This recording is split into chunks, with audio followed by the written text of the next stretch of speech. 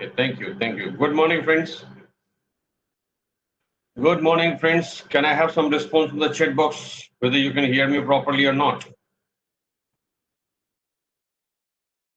On the chat box, please. Tell me yes, you can hear me.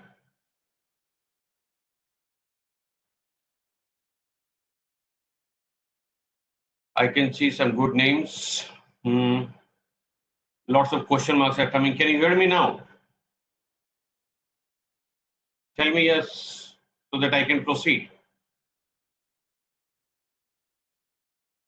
Without your confirmation, how do I proceed? Because it is only me who will be talking unless. Hmm.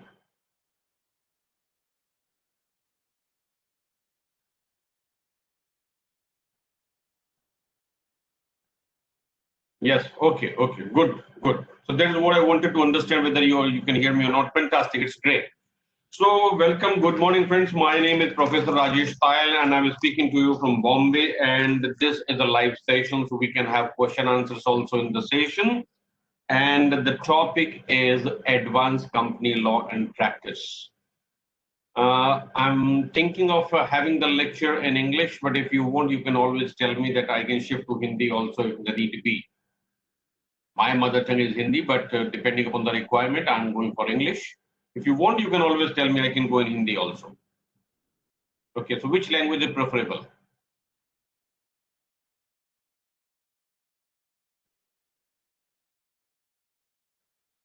Okay, okay. English is good enough. Fantastic. But actually, I am also more comfortable in English because for last 30 years I've been doing that. Manju, good.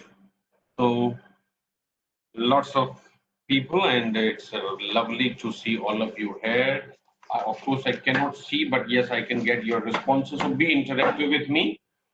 And we are starting the session of advanced company law and practice. And in this session, do you know the paper pattern? What kind of paper pattern it is? What do they ask in the exam? Be interactive. What do they ask in the exam? What kind of paper it is? Keep on answering. What kind of questions are there in the exam out of this paper? It is more of the law-based question or more about the practical things. What is the percentage of questions based on law, and what type, or rather what percentage of practical questions are there? So friends, maybe I don't know whether you have an idea or not, but let me tell you that around 60%, around 60% of the questions are directly based on law. So if you have good knowledge of law, then you can answer both the questions on the questions which are based on law and also the questions which are based on practical applications. And practical application is only sequential application of law. So law is already there, and you have to understand the sequence of application of law. So once you understand the sequence, you can certainly answer the practical questions. But for doing the practical questions, first thing is you must be very good in the conceptual knowledge of law itself. If the conceptual knowledge is not clear, if the company law is not clear, if the Companies Act provisions are not clear, whatever you do, this paper will be a problem. But on the other side, if you have good knowledge of the law, the paper is very, very easy. This paper is really, really very, very easy. I did this paper roughly 30 years back. And since then, I'm commanding, or rather, I've learned over a period of time, and as of now, I command a control over the subject. I cannot say that I can control the subject, but yes, to a large extent I know, because I've been teaching this for last 30 years. I've been practicing this for so many years. So that is what is helping me to guide you on this paper. And whenever you have any problem, any question, you can always raise your hand or you can directly put it in the chat box and I'll see and answer your questions. I'll try to answer your questions. Otherwise, my number is already there. You can see. You can speak to me later on also. I will be helping you out continuously. Okay. So, as I said, that initially you must have very good knowledge about company law. Then only this paper is going to be good for you. And if you're not good in law, you can read a number of procedures given in the study material, but that is not going to help.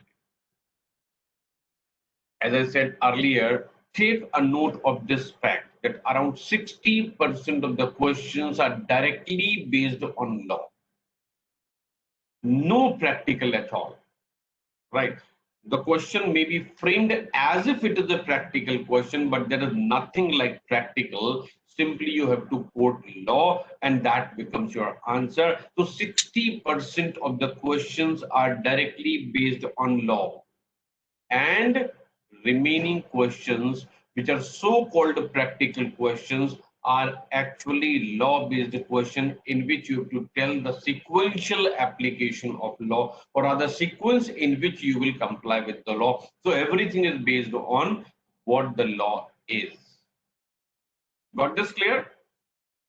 So for understanding the law, before we go ahead, let me give you an idea about the complete structure of the Companies Act. How many of you know the complete structure of company law? Can anybody tell me the complete structure of company law? Companies Act 2013. Anyone? How many sections are there in the Companies Act? Good. Quickly, more and more people should participate very fast because I'm going to elaborate. 470 sections are there. 7 schedules are there. Fantastic. And how many chapters are there in the Companies Act? Chapters. No, this is not correct. What is the correct answer? How many chapters are there in the Companies Act? 29. Fantastic. So this is a brief document which I'm going to share now. This will give you everything what I wanted to share with you. Just a minute. Now see here what I'm saying, that this is a brief of the complete Companies Act. So here we have chapter number 1, which is preliminary. It is section 1 and section 2. And section 2 is having definitions. How many definitions are there in section 2? How many definitions do you have in section 2? So 95 definitions are there in the Companies Act, section 2. And every time we have to come back to section 2 whenever there is a problem. And that is something which is helping us in a big way. Then we have chapter number 2. So if you don't have this complete structure, please keep it noted. So chapter number 2, that is about the incorporation of the company and matters incidental there too. It means in this chapter we are going to talk about the memorandum, the articles, the incorporation, the conversion. All the things are covered in this chapter. And this is we are going to cover today, incorporation of the company and the matters incidental there too. Then chapter number 3, we have prospectus and allotment of securities. In this, we have public offer ranging from section 23 to 41, and then we have private placement, section 42. And I think this file will be allowed to you to be downloaded also. And then we have chapter number 4, which is share capital and debentures. This is section 43 to 72. I'll recommend you to keep it noted, right? So we'll go a little slow so you can take the note of this. Chapter number 5, acceptance of deposits by the companies, section 73 to 76A. Okay. Now, till now, whatever we have spoken, in that we can also talk about important areas for the purpose of exam. So in the chapter number 2, we talked about that provisions regarding memorandum are going to be important. Provisions regarding articles are going to be important for the purpose of exam. Then public offer, what is public offer exactly? Share capital and debenture, generally questions will not be there. Acceptance of deposits, very small portion, not very important for the purpose of exam, but registration of charges, yes. This is chapter number 6 in the Companies Act, section 77 to 87. Question will always be there from this part.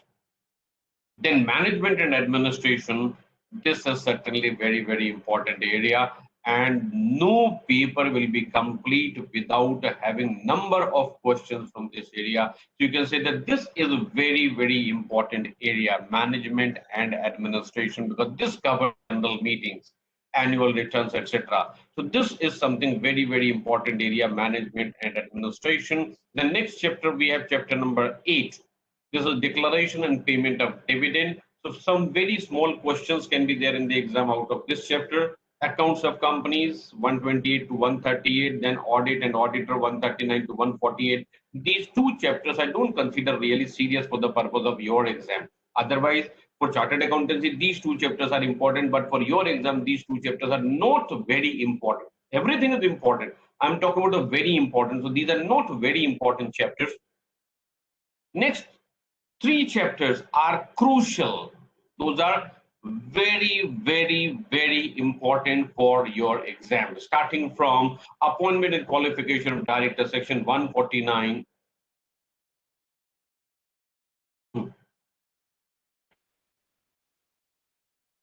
So here we have appointment and qualification of director, section 149 to 172. Then meetings of the board and its power, 173 to 195. Appointment and remuneration of managerial person, 196 to 205. Friends, you must be aware of, and if you are not, take a note of this. Section 149 to 205 will give you at least 25 to 30 marks in the exam. At least 25 to 30 marks in the exam. So be sure that you are thorough in this area. And this portion has to be read with schedule number 5. And no exam is complete without a question from schedule number 5. So this is very, very important provisions starting from section 149 to 205. So I will recommend you to revise these provisions 149 to 205 even 10 minutes before appearing in the exam. Revise those thoroughly. These are very, very important chapters for you. Then thereafter we have inspection, inquiry, investigation, not very important for exam. Then we have compromise, arrangement, amalgamation, yes. And the next is also operation mismanagement. This is also important part for the purpose of exam. So you can say that after 205 important area starts from section 230 and that goes up to 246. So this is another important area where from questions are there. Then we have next removal of names of the companies from the register of companies, section 248 to 252. Not very important. Then we have revival and rehabilitation. This portion has been completely omitted. This is not a part of the Companies Act anymore. So one full chapter is given therein. So section 253 to 269, these are omitted sections. Then we have chapter on winding up. In winding up, also voluntary winding up provisions have been deleted.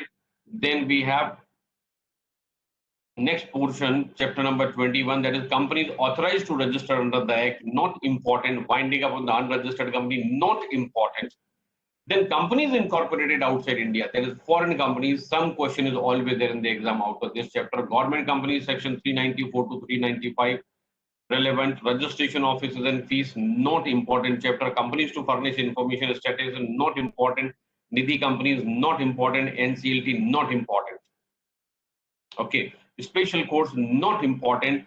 And then miscellaneous, this is one important area.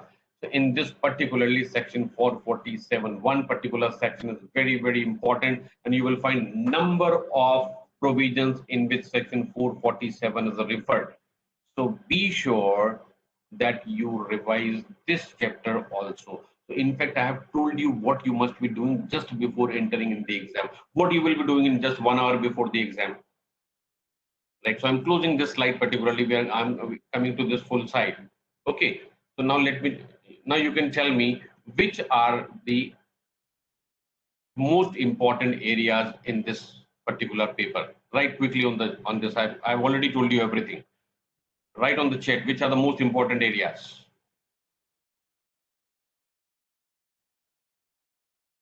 Tell me fast, which are the important areas?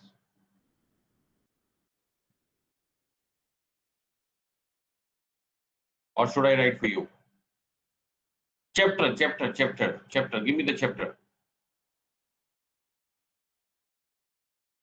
The first and most important chapter.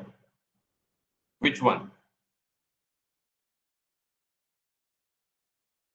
149. Even before 149, tell me something more. The first and most important chapter is general management and administration. First is management and administration. Thereafter, directors. Then operation, mismanagement, compromise, arrangement, etc. Then miscellaneous provision. Once again, I'm taking it to the document. Okay. So this way, I'll make it sure that you understand the paper thoroughly. Once you understand the paper thoroughly, then it becomes much more easier to score. Right. And unless you know how the paper is structured, which are the important areas, which whatever questions are asked, you cannot score well. And I tell you, this is the paper where you can really score well. What is that? Management. So once again, I'm taking to the same document so that you can go through that once again. And if you have any confusion, right? So here, once again, here we have all the chapters of the Companies Act, including number of sections which are covered in that. And this is for your reference. I hope you have already taken the note of that. I said the most important questions, most important area. That is one part. The whole act is important as a company secretary, and your career is based on the company law itself. You must be thorough about every provision of the Companies Act. But what is about the exam? So in exam, certain areas are very important, other areas are important, some areas are useless. So there is nothing like useless. So we have only two categories, either very important or we have important. So everything is important, but very important areas are right. So in the very important areas, first is chapter number 7, that is management and administration, section 88 to 122. This is very important category. You can put a mark VI on that.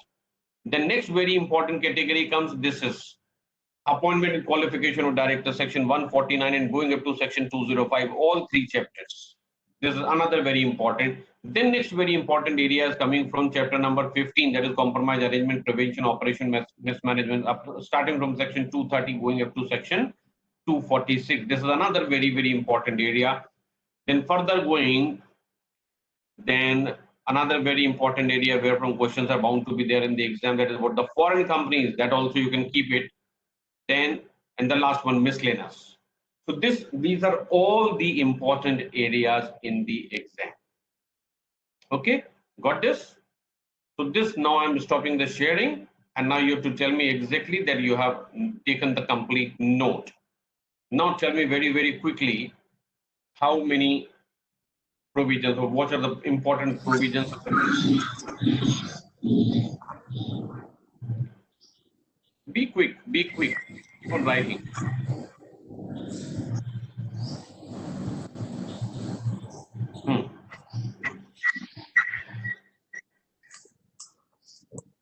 Quick, Krati. Yes, I can see. Hitesh. Quick.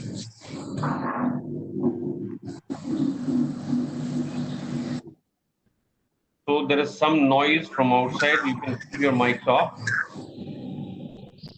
149 to 206. Take a note. Somebody's mic is open. I request to keep the mic shut. Keep it silent on silent, please. Whose mic is this?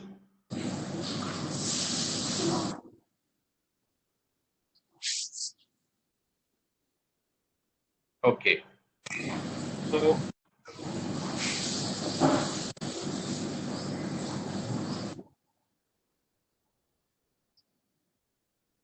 I request everyone to keep the mics off if not required. If you want to speak something, you tell me very specifically. Otherwise, it is creating disturbance for all. Please keep your mics on the mute. Okay.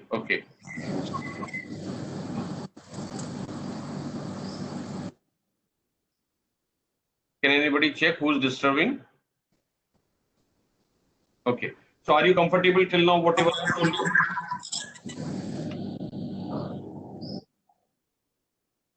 Are you comfortable with what I told you till now? Okay. Now I'll tell you whatever practical questions are there in the exam. What is called a practical? Right? Very few things are practical. Very few things are practical.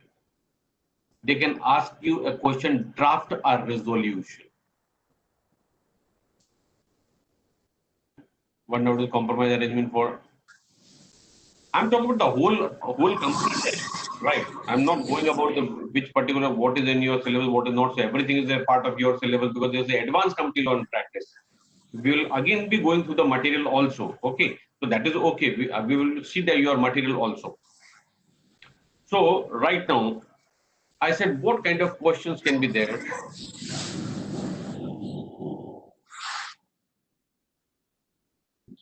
Somebody is not understanding that not able to keep the mic off.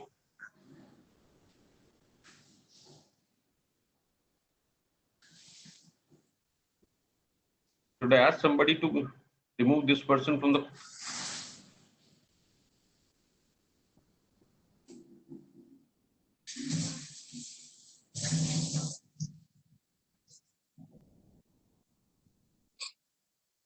No.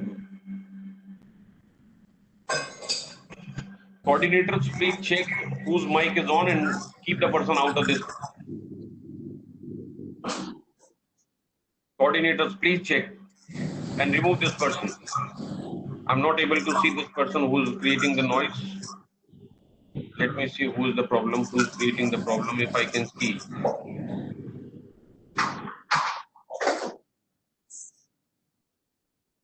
Astha, your mic is on.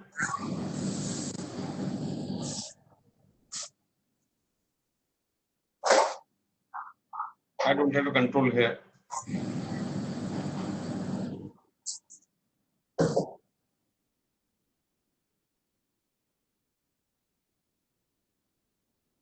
Friends, it can take a little time, but once we do that, it will be okay.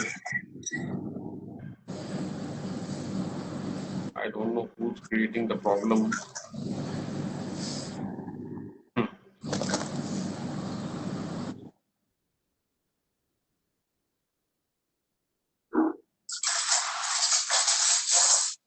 भैया मेरी हाथ जोड़ के विनती है जिसका भी mic चल रहा है उसको बंद कर लो प्लीज, नहीं तो मैं आउट कर दूंगा आपको यहाँ से. बंद करिए माइक प्लीज.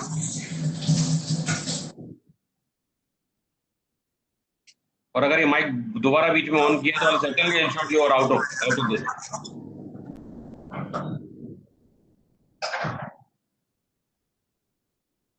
ओके, तो मैं आपसे बात कर रहा था किस तरह के क्वेश्चन एग्जाम में.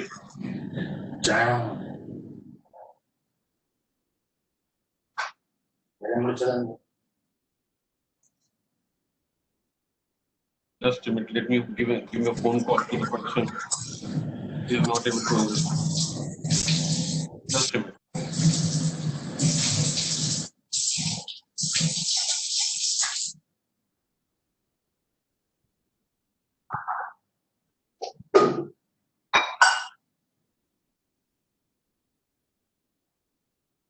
Then which one were what? The phone.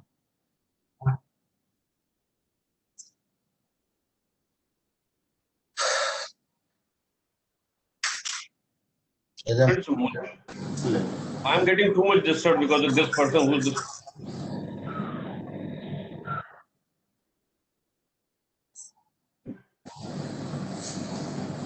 I understand. That's why I put the lecture on hold. Just a minute. Please, friends, just wait for another 2-3 minutes. We'll ensure this person is out. बेटे कोई व्यक्ति है किसी ने अपना mic on छोड़ दिया उसको जरा मीटिंग से बाहर करो, बहुत डिस्टर्ब कर रहा है उसको. बेटे 10 दफे बोल दिया उसको, लेकिन वो कोई आदमी ऑन छोड़ के चल दिया इधर उधर कहीं. वो रखा बेटा किसी का माइक, आप चेक करो और उसको तुरंत बाहर करो.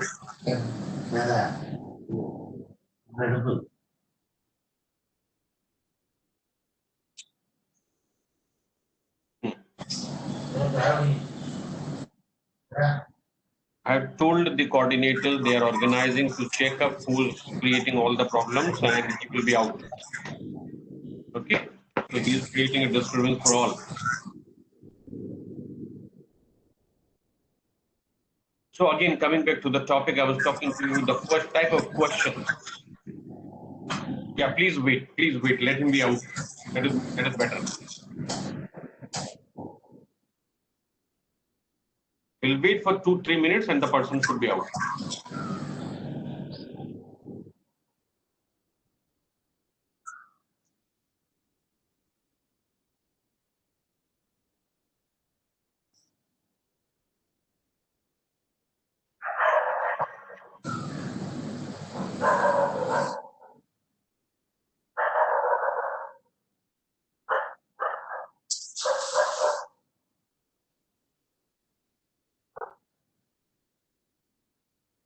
Who is this person? I really don't know.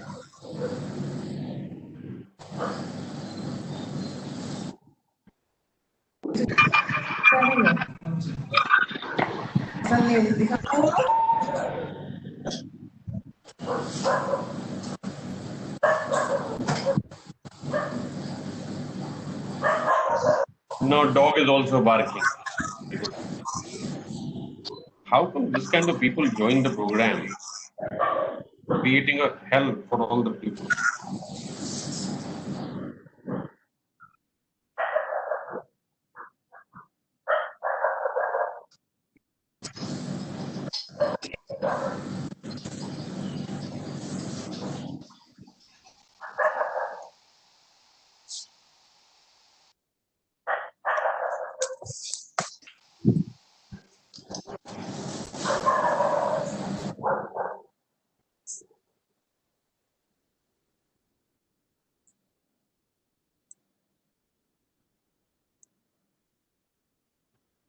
So here is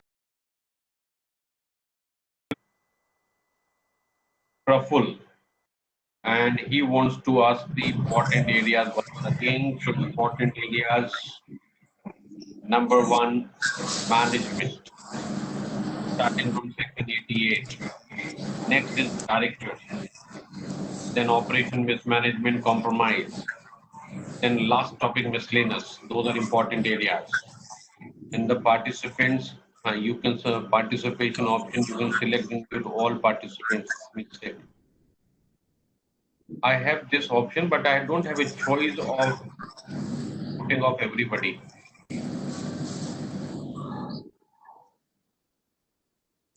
I don't see this option here.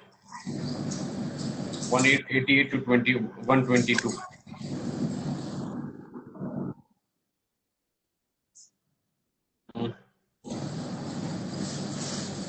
How do I do that?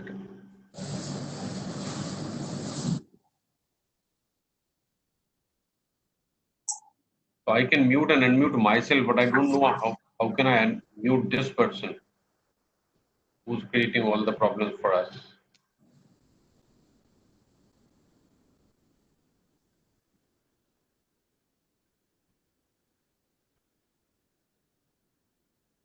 Yeah, I think now it's gone. So now coming back. So the question was what? No, he is still here. What to do?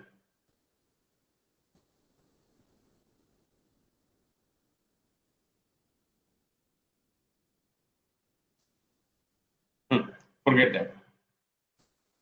You can. Yes, participants listed do I do have, but I anyway. Let's see. So in the meantime, some coordinators will do that.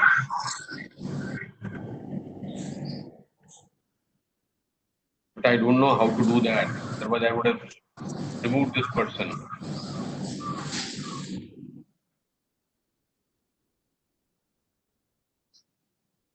Please bear with me for some time, and we will be meeting number of times. But we'll ensure that this person never comes again. Just I want to understand once who is this person.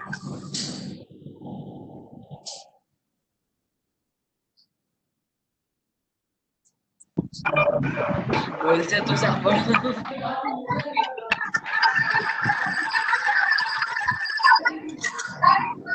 I'm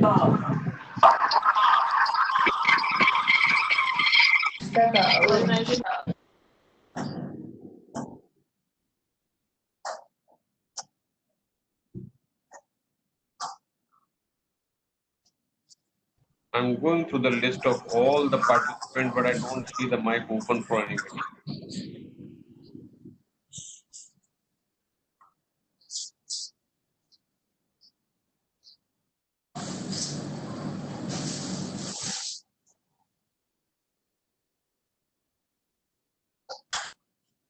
Sorry, friends, disturbance is there, but we cannot do this.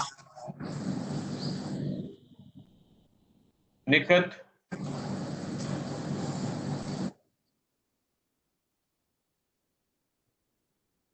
the host and coordinators, please see that who's disturbing.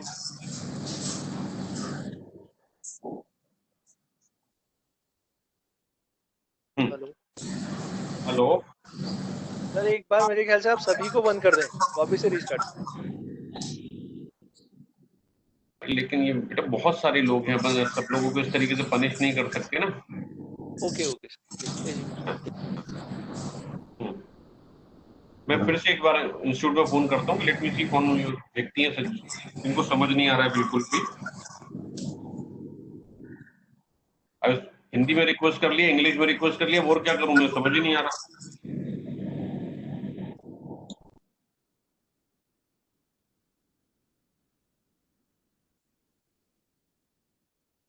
बेटा ये disturbance बंद नहीं हो रहा, किसी कौन व्यक्ति जरा इसको बोलो ना, इसको बंद कर दे। तो उसको निकाल दो ना, उससे बाहर कर सकते हैं ना।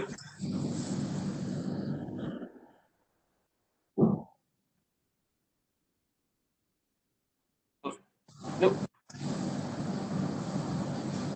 ये क्या हो रहा है कि बाकी सारे पार्टिसिपेंट को इतना जमकर डिस्टर्ब हो रहा है ना, तो जब तक वो व्यक्ति बंद नहीं होगा तो लोग अगर छोड़ के चले भी जाएंगे, फिर आएंगे, फिर वही डिस्टर्बेंस है।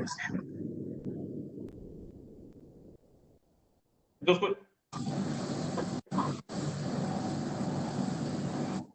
बेटा सबको रिक्वेस्ट कर लिया, सब लोग बच्चों ने मान भी लिया, लेकिन ये कि ये कोई व्यक्ति है जिनको समझ नहीं आ रहा है।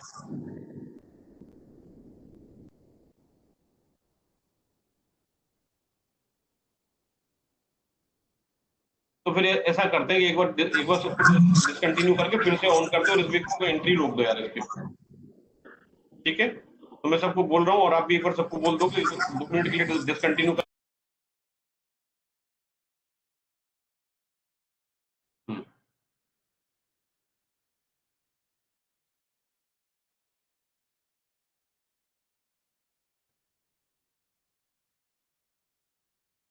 Yes, participants are joining in. Please come in quickly. Very much for bearing all the disturbance. And once in a while it happens. Okay, not a problem at all. And we will be meeting regularly, so let's get used to each other. So little discipline helps everybody. So this is my request to keep the discipline, and there I will be able to teach you in a much, much better way. Okay, now, so my question was, what type of questions are being asked in the exam generally? So first question is generally what is asked is about the drafting of resolutions. Take a note. What type of questions are those? Drafting of resolutions. Okay, that is one. Number two, writing of the procedures. First is drafting resolutions, and number two, writing the procedures.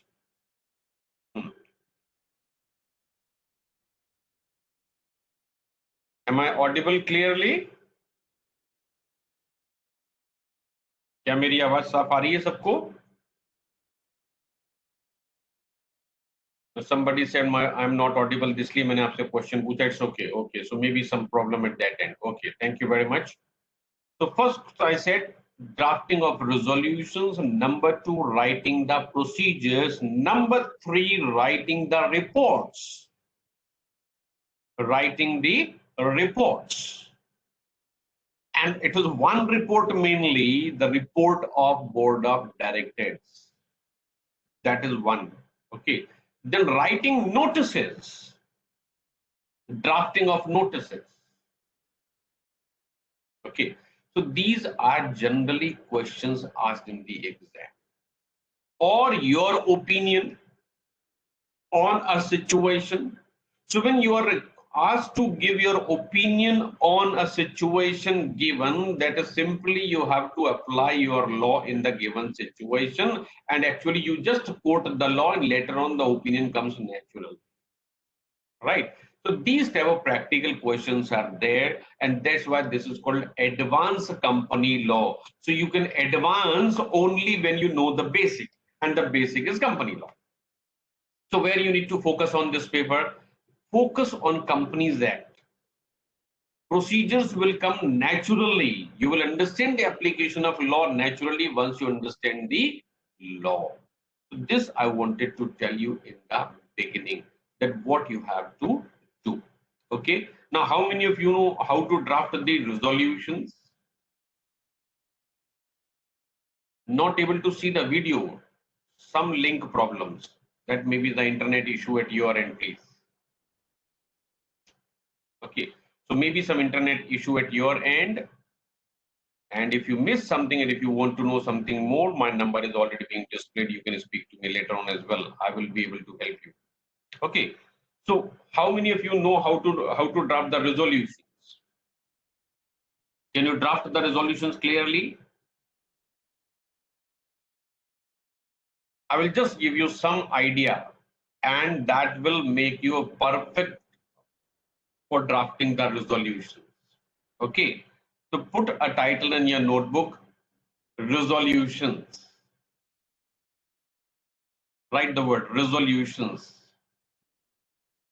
Fantastic. Some people are doing good, but let me teach everyone how to draft the resolutions.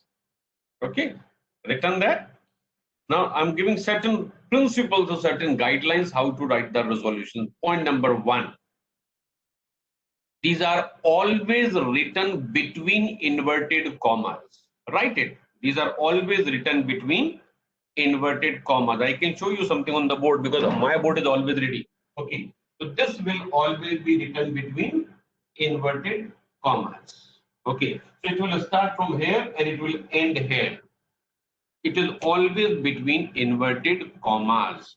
And the purpose, just to make a distinction from narration.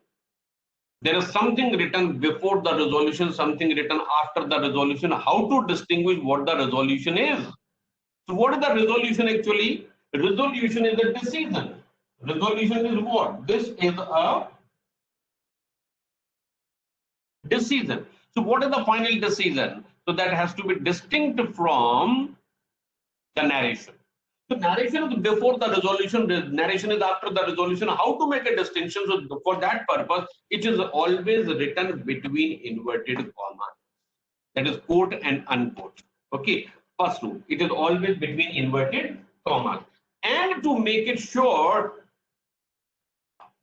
Shailesh, you can speak to me later on. I cannot guide you in Hindi separately for this purpose.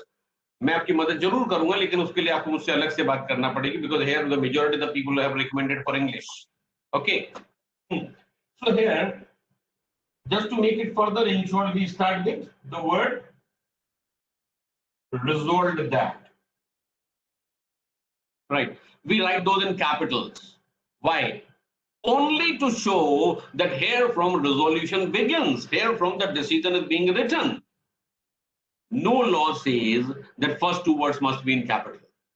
It is not a law at all. This is just a practice.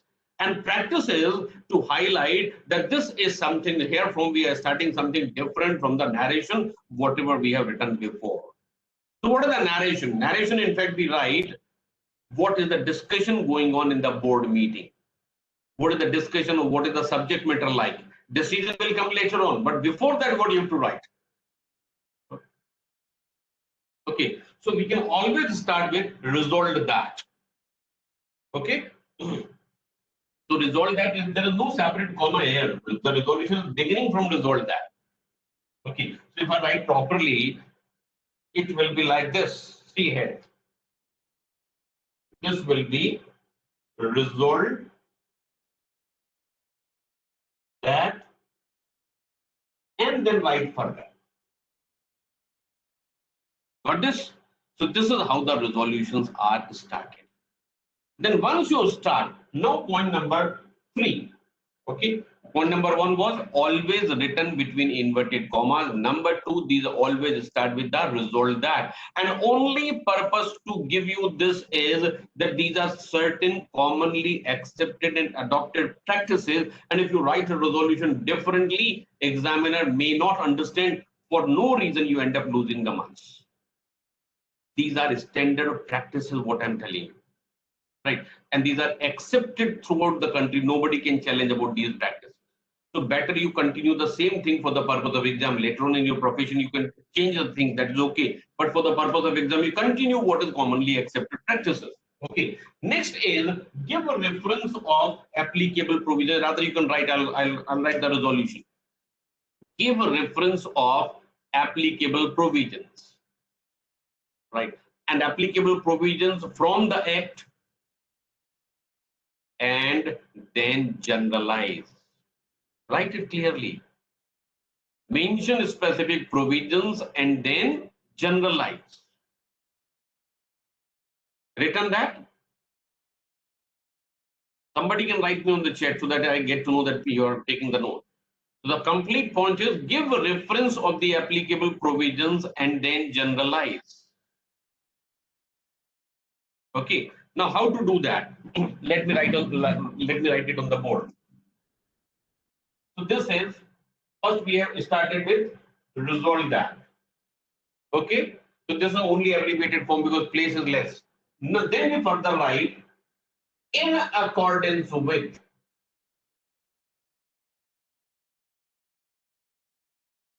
In accordance with the provisions of section and section, these are specific references, and all other applicable provisions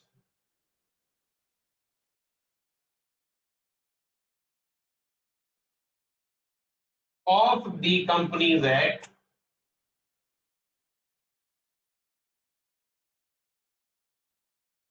2013 .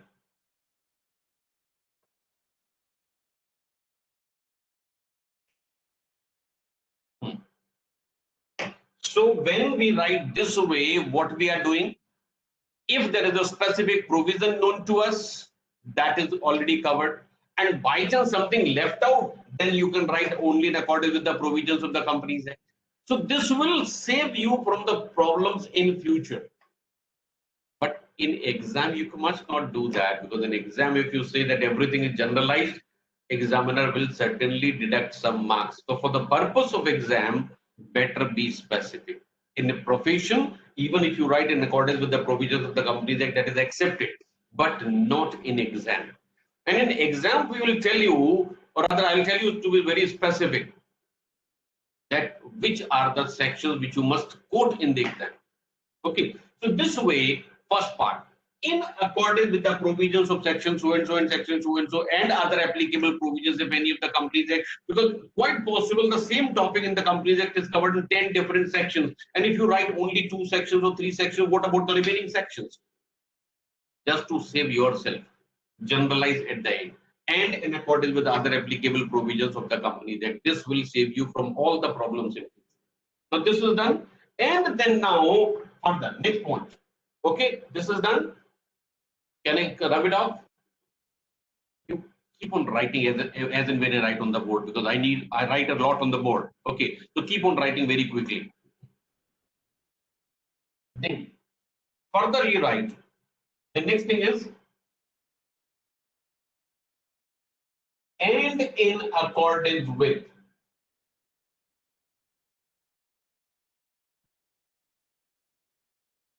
article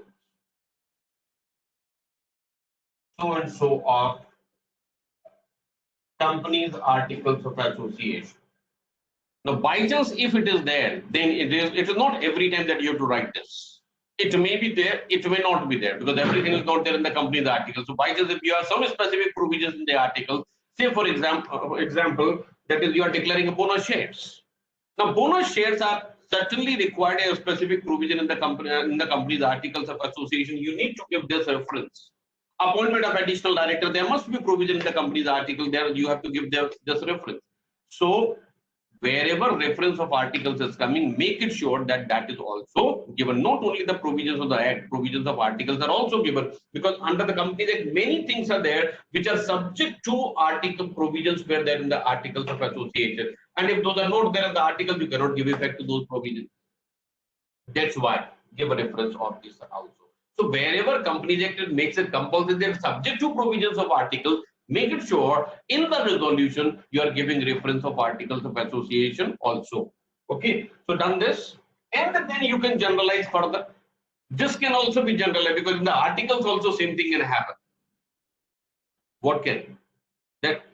There may be 3, 4, 5 articles, but you have not given reference of all. Then what will happen? Then what we can do? Article so and so and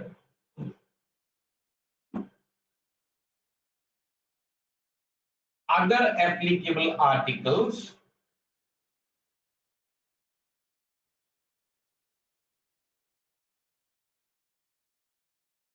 of companies articles of association, if any.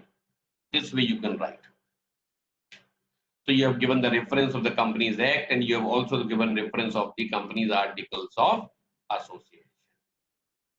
Okay, now groundwork is ready for you for writing the final decision. As of now, what you're doing, you're giving the reference of the provisions. Now we come to the specific decision. After this will come decision. Now, decision can be in different ways. Decision, there may be a ratification.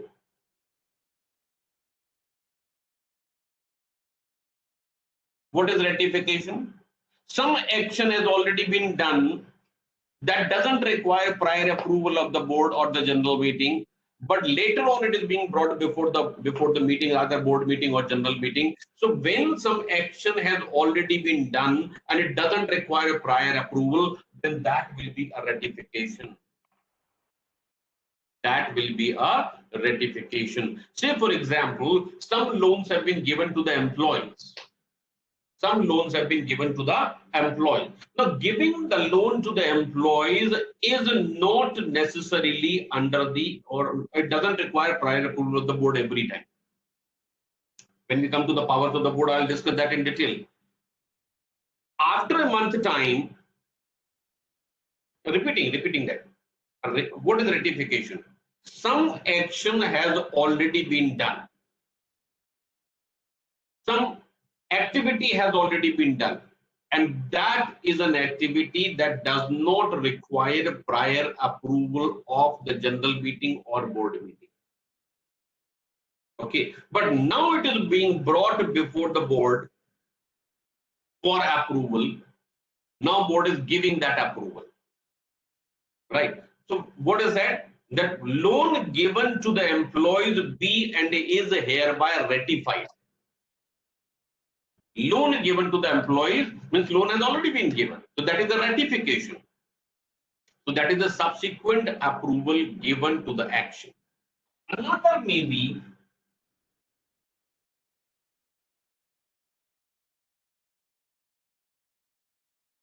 to take action. Something waiting for approval by the board, and now action will be taken on that. Say for example, what a third point, but be very specific because I'm going ahead, so I don't know which third point you're talking about. You can give a specific question. So here comes the to take action. Now, say for example, the board is considering a decision for making an investment in some another company, that is intercorporate investment. So here we will write that way. The decision is being taken. Okay, Garima, I'll explain you that. So here to take action. So here example I have given intercorporate loan. So what we will write, that the authorization behind is hereby given to make investment of so much amount. So authorization is being given now, investment will be done later on. Right. In the ratification, it is just opposite. Action has already been taken, and now it is just simply being accepted that okay, whatever you have done, that is okay. That is the ratification. Here is an action. Action will come later. Here action has already been done. That is the difference. Only two types of decisions are there. There is now no third decision. Okay. And what the most can be at the most. After the decision is taken, there may be delegation.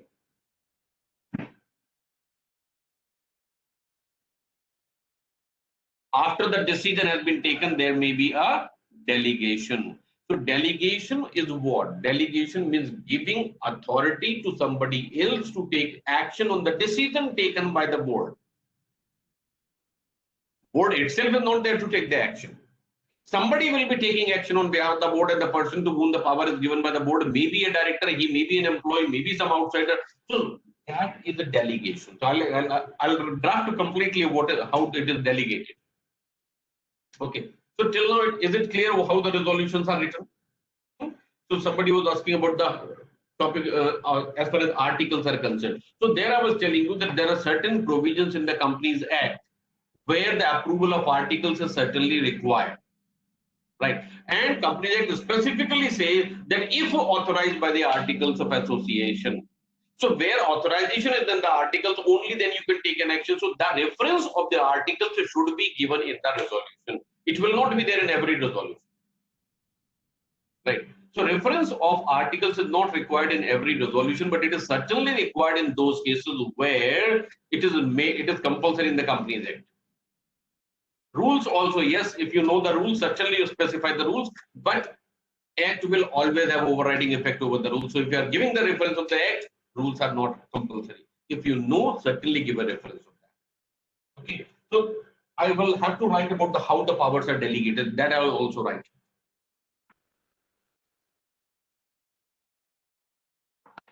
So now take the note how the powers are delegated. Can you please take one specimen of drafting? Yes, friend, and that is what I'm doing. Right. So my purpose is to make it sure that whatever I have gained in last 30 years, I'll deliver you in these 15, 20 hours, whatever is allotted to me. My 30 years I'm giving you in these 20 hours. So here, how the powers are delegated. Write it as it is in every situation, in every resolution, you can add it. Okay. Resolved further that.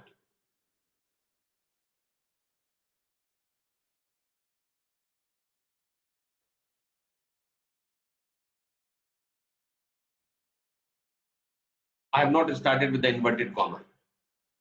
Simple reason, this is the continuation of the original resolution. Right. This is only a second part of the resolution. The whole resolution will be under inverted comma. Okay. So it is not starting with the inverted comma. Resolved further that. Okay. Now, Mr., Miss, Mrs., whatever you want to add, you can add the designation also if required. Right. If required means if you feel like, you can write a director, you can write a director of finance, you can write company secretary, or depending upon your choice. Certainly in your exam, you must mention company secretary. Okay. Be and is hereby authorized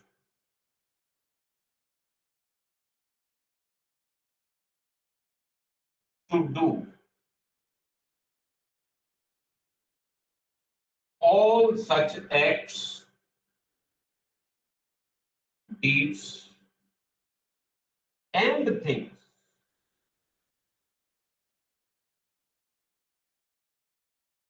as may be required to be done for giving effect to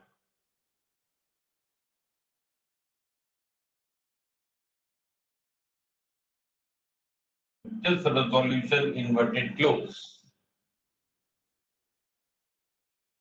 Can you see it clearly?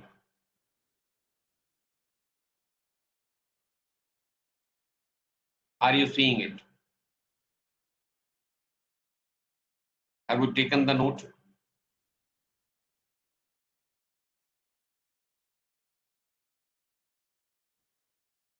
So learning something new.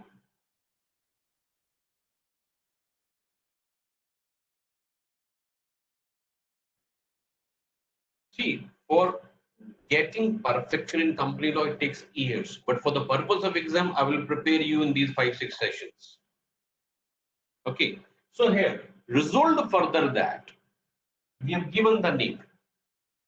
Be and is hereby authorized to do all such acts, deeds, and things as may be required for giving effect to this resolution. Deepika, later on you can see it on the YouTube. There must be some network issue. Okay. So here, this is the delegation. Now, take a note of this. Can I remove? Anybody remaining? Be quick. फटाफट आप मुझे बताते जाइए तो हम आगे बढ़ते जाएंगे. Okay. Okay. So now let us take a complete resolution of body. So in a resolution, what you have to do? First part is provisions. Now you can write the provisions. After the session is over, you can speak to me. Or this is also the WhatsApp number. You can on WhatsApp also. Okay. Provisions. So you can write the provisions now. Right? How it is to be written? Resolve that in accordance with the provisions so and so and other applicable provisions of the Companies Act 2013 and are read with articles so and articles of association of the companies that way. That is first part, provisions. Number 2,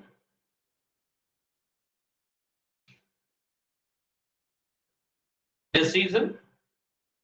Number 3, delegation, and resolution is over. So how much percentage of resolution is standardized? You can standardize any resolution. To what extent it is standardized? Out of 3 parts, how much is the standard and what do you have to do on your own? No, the decision is in continuation of this one. This is a separate para. This is separate para. This is one para. This is para number 1. This is para number 2. Only 2 para. Good question. But I have divided that in 3 parts. Out of 3 parts, how much is the standard? How much you can do on your immediately? Part 1 is a standard. Part 3 is a standard. Okay, so there shall not be any error in part 1. There shall not be any error in part 3 because those are standard things. Part 1 is a standard. Okay, once again I'm repeating, just check in your notebook. Resolve that in accordance with section so and other applicable provisions of the Companies Act, if any. Read with so and so article of the company's articles of association and other applicable articles, if any. Right? You can also mention if any other further approval, etc., is required, then also subject to so and so approvals and sanctions. That reference can also be given. Right? So that part is the standard. Third part, delegation. No change in the language also, that is a standard language. Resolve that. Resolve further that Mr. So and so be and is hereby authorized to do all such acts, deeds, and things as may be required for giving effect to the resolution. That is also standard. So out of that complete resolution, how much you have to do on your own? Only this. Only this. Right. So out of resolution, 70% is the standard. If you commit some mistake, it is going to be here only. If the resolution is there for 5 marks, and out of those 5 marks, for these two, 3 marks are yours. Right? Minimum 3 marks will be yours. Even if you write a decision incorrectly, because first and third party you have written correctly, and if you can write the decision correctly, everybody will give you full marks on resolution. Is it clear? Have you learned how to draft resolutions?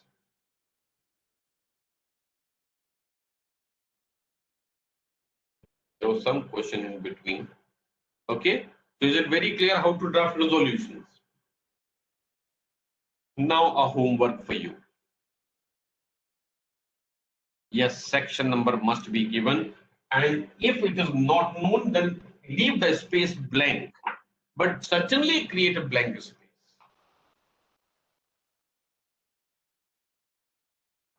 B and again, it is a standard practice that this is the decision taken. And I said that as of now, you must be learning what is the standard practice, because in exam, if you do something which is different from the standard practices, and by chance, if the examiner or the evaluator does not understand, you end up losing the marks. What I'm teaching you right now, this is exactly exam oriented, right? So this is how the resolutions are done. We can discuss one resolution. Certainly, we will discuss not one resolution, we will discuss number of resolutions. So I have given you the structure. So later on, when it comes to the discussion about the resolution, I can simply brief you. Explanatory statement is something different. Right. So that also I'll talk about when we come to the specific topic. When we are in the area of you can see this administration part, that is general meeting part. Then that notice also will come. So there we will discuss that part also. Right now, what I have done immediately in the first 1 hour, that you must understand how to draft resolutions. So at least one part of your exam is getting stronger. Little bit of practice, and these marks will be yours. And resolutions are not only in this paper. Resolutions are there in other papers also. Right. So wherever the resolutions are, this is how the resolutions are written. Okay. Notes on the subject in soft copy. What notes? I don't have anything like notes. I have only the act. And if you want the act, I can always give you. As per the applicable. If we don't know the section, we write yes. As per the provisions of the Companies Act. But that is very generalized language. That is a layman's language. That is not a professional's language. Everybody will write that as per the provisions of the Companies Act. And for one, somebody who can go as per one step ahead, he can always write in accordance with the applicable provisions, applicable law. That is not the way of writing the resolution. As a professional, you have to be very, very specific. But leaving the space blank, that at least that gives a message that you know that there is a specific provision, right? Immediately it may not be clear. But if you write generally that in accordance with the provisions of the Companies Act, you will lose the marks. Okay. Now, as far as type of resolution is concerned, it is never mentioned inside the body of the resolution. You see, we have completely drafted a resolution, but we have never mentioned whether it is an ordinary resolution or it is a special resolution. No, there is nothing like negative marking, but certainly it creates a wrong impression. So we never mention in the resolution this is ordinary or this is a special. If you mention wrong section, then certainly it will happen that you don't know the right section, and you also don't know the section which you have mentioned. So never mention wrong section. Leave the space blank. That is a better option. Okay. So I was telling you that we never write in the resolution that this is ordinary or this is a special. We also don't write this is passed by the board or general meeting. Whenever there is a reference in the resolution that it requires further approval, then by the language of the resolution itself, it becomes clear then this is passed by the board or this is passed by the general meeting. Now, say for example, you are passing a resolution regarding further issue of capital. passing a resolution for further issue of capital. Now, first resolution is to be passed with the board, and that resolution is for going to the general meeting for taking the approval for further issue of capital. So in that we mention that subject to approval of the members in the general meeting. It means who's taking the decision, right? So when you mention that subject to further approval of the decision, the consent of the board be and is thereby given, in that it automatically comes into the approval given by the board. Law does not require that you have to mention who's passing the resolution, right? Which type of resolution, that is already given in the Companies Act. So wherever it is mentioned, it is saying that a special resolution, it is requiring a special, right? And there are very hardly two places where it requires a unanimous resolution approval by 100%. Otherwise, wherever it is simply saying resolution, it means it is ordinary resolution. Let me give you a small chart. Okay, I teach everything in the form of charts. Okay, so maybe the next lecture I will do it in a much better way. Today is the first one, and I didn't know how to operate on the WebEx. I am doing a number of lectures on Zoom, so little difference. So here resolution. Okay, so resolutions can be passed generally in a board meeting and a general meeting, right? There can be committees also, but generally committees reference doesn't come. So there are mainly two bodies, either board meeting or general meeting, right? And here I can say board resolution, not board meeting. Board can pass resolution without meeting also. Okay. In a general meeting, resolution can be ordinary resolution or a special resolution. In a board meeting, there is nothing like ordinary or special. In the board meeting, there are only resolutions. In the general meeting, there can be ordinary resolution, there can be special resolution.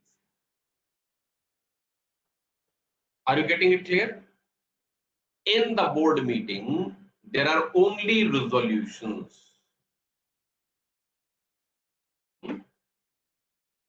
Okay, so here we have, in the general meeting, we have ordinary resolution and a special resolution.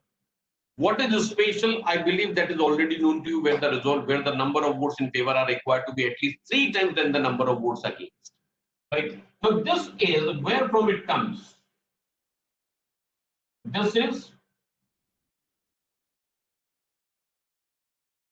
already provided in the Act. Act never says ordinary resolution, but wherever a special is required, it is said. So wherever a special resolution is not mentioned, it simply means ordinary resolution. Okay. If the Act is not specifying a special, it means it is ordinary resolution. Then wherever Act says ordinary, in the articles you can make provision for a special resolution. If the voice is buffering, it is the net issue at your end. Okay. So here the next is articles. In the company's articles itself, you can mention that instead of ordinary, special resolutions are required. Okay. So here we have some question. Just a minute. Let me read out what the person wants to say.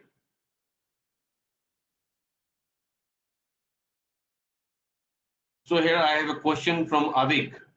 Draft a resolution for creation of security in the properties of the company in favor of the lenders, stating the authority type of resolution, relevant provisions. It is too premature, right? I'm just talking about the resolution. We will, when we come to the specific topic, certainly I will keep guiding you about every type of resolution, right?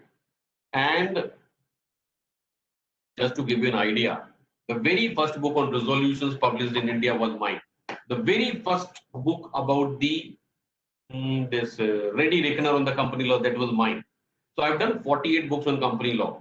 So if you go back in the library, but all those were prior to Companies Act 2013. That was about the Companies Act 1956. I've written 48 books on company law. Okay, I have stopped writing for last 10 years. That is okay. So got this? There are two types of resolutions, but two types of resolutions are in the general meeting. In the board meeting, only resolution. Okay. There is nothing like ordinary, nothing like special. In the general meeting, there can be ordinary or there can be special. Okay.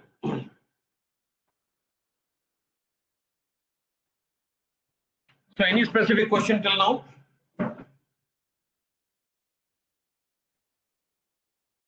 Any specific question? Or we can go ahead.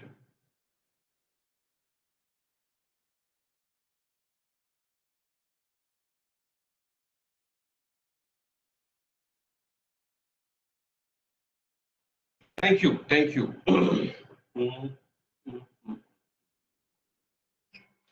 थोड़ा थोड़ा पानी P low तुम लोग भी, अच्छा रहेगा।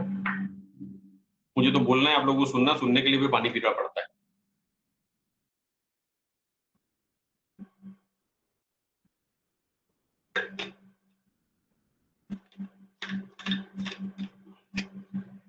तो अब हम आ जाएं हमारी चर्चा को आगे बढ़ाएं। तो first thing what I was telling in the exam कि वो रिजोल्यूशंस पर क्वेश्चंस होंगे।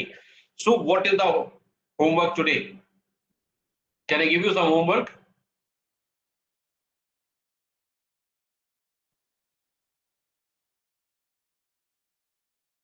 Today you write at least 10 resolutions. Okay, how many? Minimum 10 resolutions. And on what topic? What we are covering today. Okay, and if you want me to guide you further, WhatsApp me. Those resolutions you write on the phone itself and WhatsApp me. Any error, I will point it out immediately. Or you can write it on paper and send it to me through the WhatsApp on photo. I'll guide you. Friends, we are there for a limited period of time together, right? Then you have to focus on your studies for exam. And there I will not be available. So whatever we can do in this much of time, you must do. Okay, got the homework? 10 resolutions. Don't bother about correctness. Don't bother about 100% accuracy. Whatever you can write, write it and send it to me. Okay, I want to help you really. You must score in this paper, and if you score well, there can be nobody much more happier than me for you. I'm the happiest person if you score well, and if you do well in your career, I'm much more happy. Okay, and today I'm in a such position where my students have reached the highest level possible in the corporate sector. Okay, I scored 45. This time I can prepare you to score 65, 75. But if you have to work with me, if you work with me, 75 marks are very easy in this paper. Okay. So this is the one thing about the practical advanced company law practice where you must know how to draft the resolutions, right? Then drafting of notices, drafting of resolution, drafting of reports, etc. I will discuss over a period of time. Right now, we go to the other part of the Companies Act. Now we start the formal Companies Act. Okay. Do you have the Companies Act with you? If not, I'll keep the file open for you.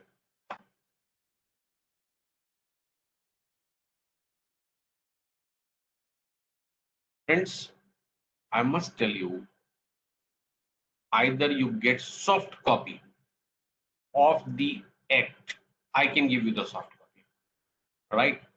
Alternatively, buy a Companies Act immediately.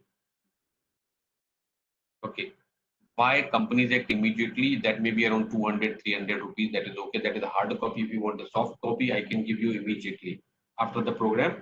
Okay, but you have to get connected to me. I can give you the soft copy. That is not a problem at all. But you must have Companies Act with you. If you have not read Companies Act till now, then I can tell you, friends, even after passing the exam, you will never know how the act looks like. Okay. You can buy, you can take wherever it is possible. You take MCA, you take some other app, or you take it from me, or you take from the institute. It's okay. This act will remain same everywhere.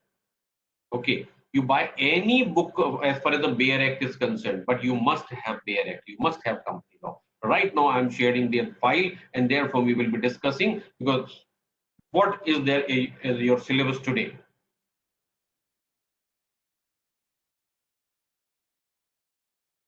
Just a minute, huh? Just hold on. Hold on, please.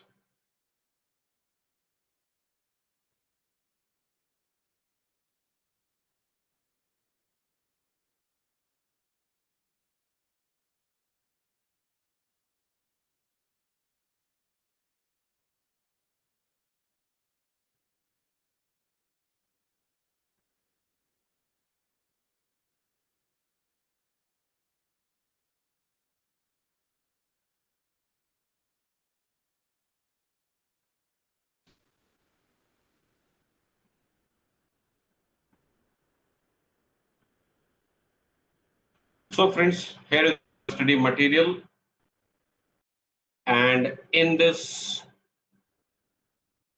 what we have is company formation and conversion. This is what we are going to talk about today. Then, going further, procedure for a alteration memorandum article. This will also be done. Then, procedure for issue of security. That is for the next lecture. I've given a schedule. Then, meetings, auditors. This is your syllabus being shown. Then, advanced company. This is how your study material is. Okay. Coming to chapter 1. So this is not what I'm going to refer. This is just showing that this is what is your syllabus. You have to refer this thing, and I'm going to teach you through the Companies Act. Once I teach you through the act, then nothing is going to be left out. Everything will automatically be taken care of. So this is your entire syllabus, and what is given in every chapter. Focus on what is given in learning objectives. That will automatically tell you which portion is important for the purpose of exam. Okay, so this is starting a company requires a lots of planning and activities, and more than that, there are a number of formalities which need to be complied with. Detailed procedure paperwork are involved in order to start or register a company in India. Registrar of companies appointed by MCA is vested with the primary duty of registering the company. Ministry of Corporate Affairs has started the process of filing, uploading, etc. Then after completion of this lesson, now this is important.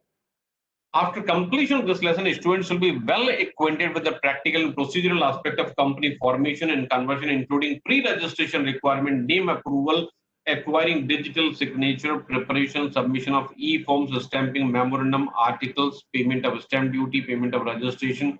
So these are the important areas where you should be focusing on, right? But exam orientation is less in this chapter. This is basic. As a practicing company secretary, as a company secretary in a company, these will be important. But for the purpose of exam, this chapter is slightly less important. Must read thoroughly because basics are here in this chapter. Otherwise, this chapter's importance of the chapter is slightly less. Okay. So now you can go ahead in a bigger way.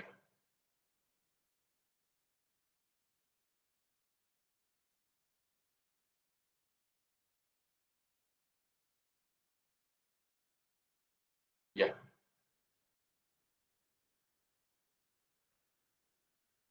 Hmm. So that is what I showed you. That was your own study material which you are referring. But I said the study material is not updated on day-to-day basis. Latest company law you can have only. Yes, somebody has put the portal. Very good. Somebody has given this link for the downloading Companies Act. Now I'm going to the Companies Act through which I'm going to refer. Okay. So I'm opening that, and as I told you, you can to connect to me, and I'll pass it on to soft copy of the Companies Act.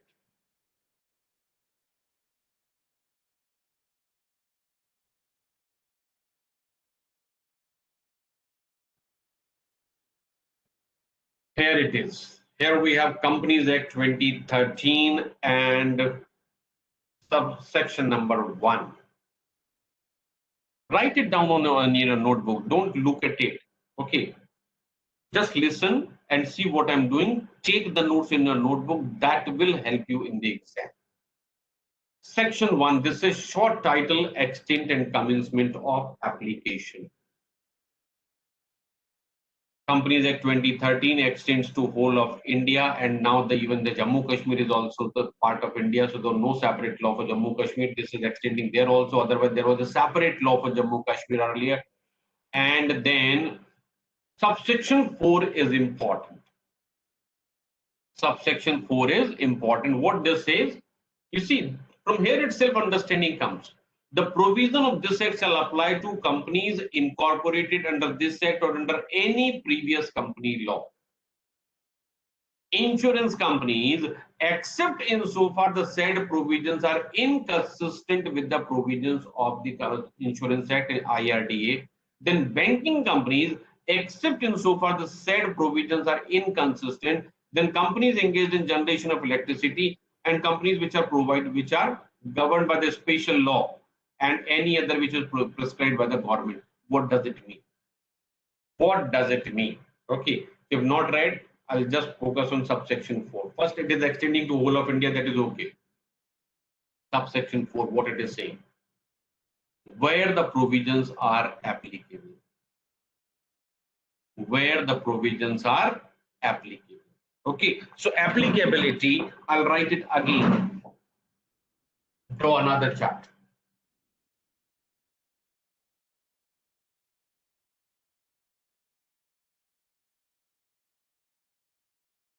Applicability. Here we will write companies governed by a special law. Companies governed by a special law and companies governed by Companies Act only. So companies governed by special law, these are banking,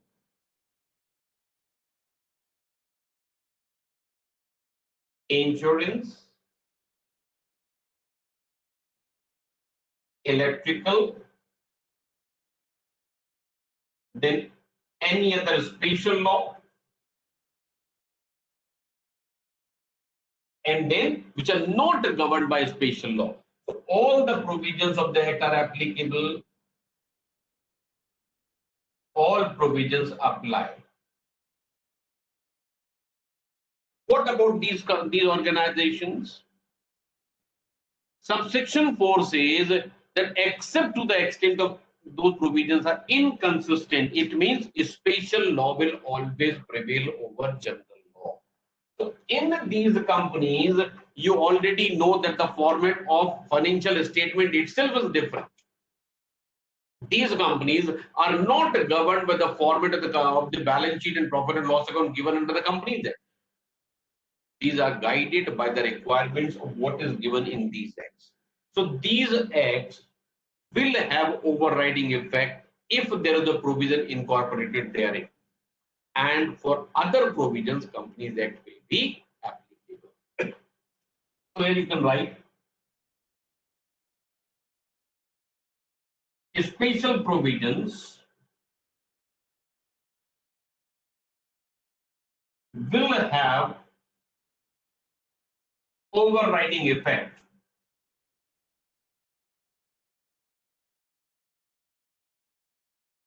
over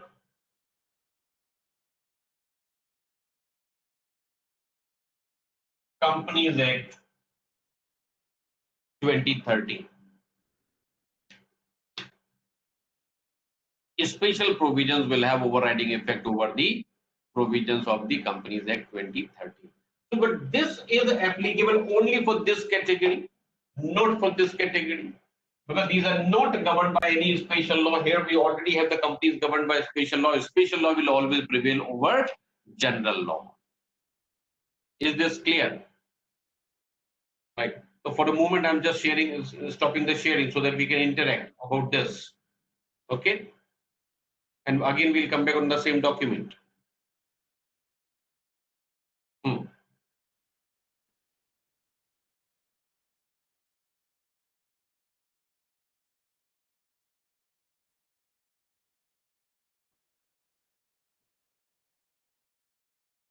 Can you see now?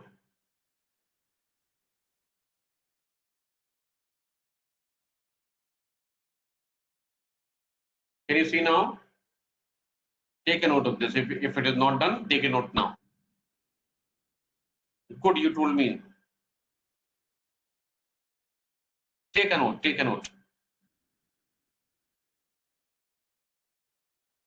If you really want to understand law, make it sure you understand this through the chart. Make chart for everything that you read. Make chart for everything that you read. Done? Can I clear this? Fantastic.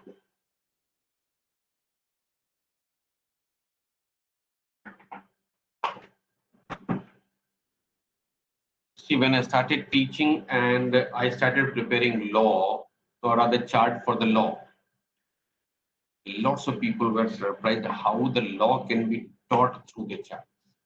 And as of today, the whole country is teaching through the charts. I take the credit for that. The whole country is teaching through the chart, and that is my property, which I made available for the public. Okay, so read everything. And if you really want to understand any subject, not only law, make charts. Those are referred as mind maps. Mind mapping is the easiest way for understanding any law, any subject rather. Can you please share chart of all the chapters if you have them prepared? I don't keep anything prepared with me. I prepare instantly. Okay. So let's proceed further. So section 1 is clear. Hmm. Whatever charts you have, you certainly send it to me. We will discuss whether that is correct or something more can be done about that, or you can prepare something much better than what I do, because that will help you. And revision is always through the charts, right? Do you understand the difference between vision and revision? Difference between vision and revision. How many times you revise before going for the exam?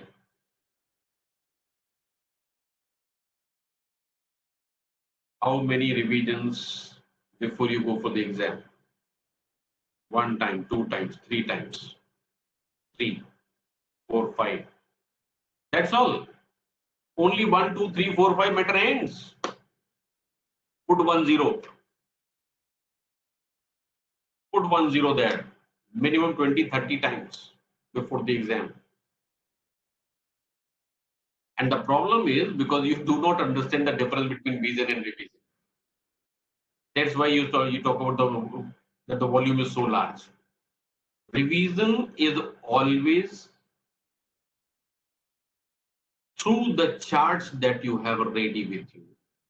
And revision is more mental rather than actually reading. Reading is not a revision. That is vision. I'm talking about revision. How many revisions do you do? Okay. So problem is because in our Indian education system, nobody teaches you how to study. You can always share the chart that you have, and we will do something good for you.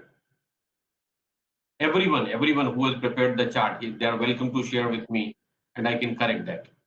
Okay. So friends, understand the difference between vision and revision. Vision is only once. Read thoroughly, prepare notes.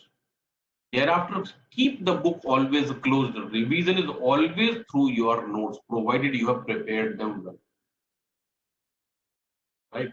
And these notes should not be more than 10% of the volume of your book.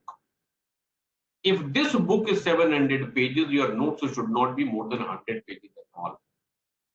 And if you are preparing the chart, those will be completed in 100, maybe 120 pages. Okay, so something. So revision is as much possible, minimum 20-30 revisions. And to tell you that I have been studying company law for last 30 years, and in 30 years I must have read entire company law not less than 1,000 times, but still I'm not sure I know entire company. That will give you an idea that what is required to be good. Minimum 1,000 times I have read entire law, but still I'm not sure whether I really know Companies Act. Okay, so be very clear that there is a difference in reading and revision. I said vision and revision. Vision is done properly. Okay, so again coming back to the file, going back to the revision, this Companies Act again. So section 1 is done. Now we are moving to section 2, but section 2 we cannot do because section 2 is having definitions. And how many definitions are there? Earlier I told you there are 95 definitions. So just going fast, we'll have to come back to section 2 again and again.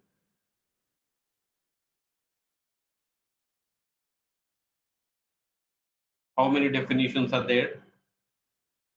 Total number of definitions are 95.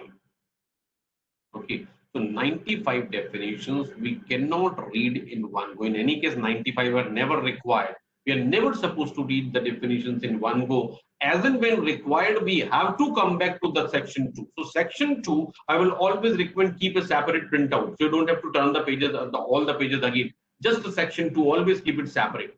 So whenever required, you can refer immediately. Keep a separate printout for section 2. Okay. Let us go to section 3. This says formation of a company, how a company can be formed.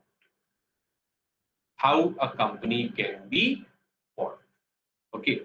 Subsection 1 says a company may be formed for lawful purpose. There has to be a purpose. Right. And the purpose has to be lawful. What is called lawful? Anything which is not prohibited by law. Anything which is not contrary to law, that will be called as lawful. Nobody will tell you what is lawful. Rather, we are restricting it other way around. What is prohibited or what is going to be contrary to law, that will be something not legal. Company cannot be promoted for that purpose.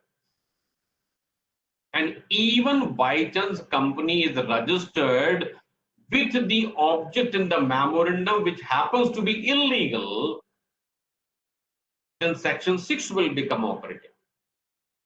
Understand that clearly. What happens if the company is incorporated with an illegal object? Section 6 will take care of. Section 6 is having overriding effect. That anything contrary to law contained in the memorandum article, that automatically becomes void. Are you clear about this? Right. What happens if by chance a company is incorporated or registered with the subject matter which is not legal? That mistake can always happen in the office of the ROC. When you file the document for the incorporation of the company and there is something mentioned which is illegal and still the company is registered, what happens? It doesn't mean that illegal activity becomes legalized because of registration. Section 6 will take care of companies. The act will always have overriding effect over what is contained in the memorandum article. So by chance, if anything wrong has been incorporated in the memorandum or article and company is registered, it does not mean it becomes illegal. It is not an authorization by the ROC for doing the illegal activity. That automatically becomes okay. Point number 1. You can take these important points which you will understand over a period of time in life. I'm giving you now. Take this point as a note. Right? Section 6 is already there, but right now take a note. So if there is anything contrary to the law contained in memorandum or article, take a note of that. If anything contrary to law is contained in the memorandum or article or any resolution or any document or any agreement, that automatically becomes void and act will prevail. Okay, act will prevail. Okay, let me show you section 6. We will come back to this portion again. We are going to section 6 only for reference. Here we have act to override memorandum article, and then it says etc. Etc. means any other document, any agreement, any contract, whatever it means. So etc. word is also important. It is not only memorandum and articles. Act to override memorandum, articles, etc. Etc. means any document, any agreement, anything. So section 6 is save as expressly provided in this act. What does it mean? What does it mean? Save as expressly provided in this act. Okay, I'm keeping the chat open so you can tell me what is the meaning of this one. So stopping this for the moment, I'll go to the chat. What is the meaning of save as otherwise provided? Never read all the definition in one go. It doesn't serve any purpose. Unless you read in relation to the applicable provisions, reading the definition doesn't make any sense. I said, tell me what is the meaning of save as otherwise provided. Anything contained in the act will be prevailed by the section 6. No, this is not the right language. Something is wrong. Anything against the law, unless the act is specifically provided. Yes, this is the correct meaning. Unless specifically mentioned in the act. So there are provisions in the act where it is given that the articles will prevail or memorandum will prevail. So except those cases where the act itself is authorizing that a memorandum article can prevail, act will always have overriding. Okay, so that is what we are going to read in section 6. Once again going there. Okay, so here we are talking about that save as expressly provided. So where the act itself is giving the power that the act or articles will have overriding effect, that is okay. But otherwise, section 6 will be applicable. Okay, so what you will write? What you will write here? Except where the act authorizes articles or memorandum to have overriding effect.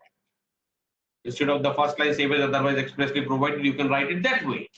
So except where the act provides that memorandum and articles shall prevail, in all other cases, act shall prevail. Clear?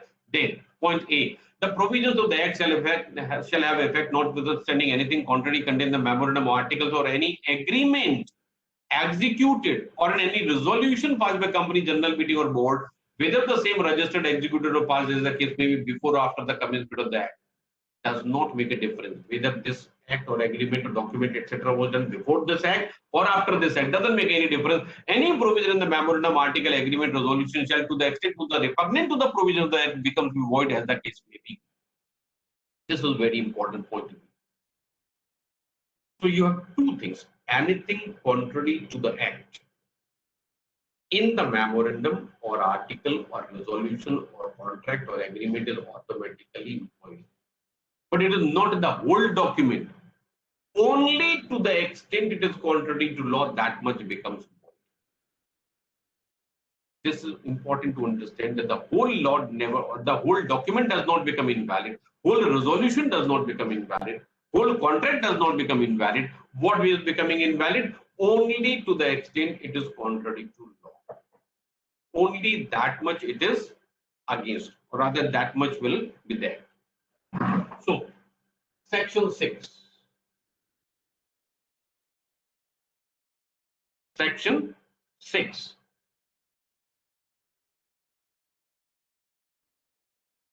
Except where, let me give you the bigger screen for this.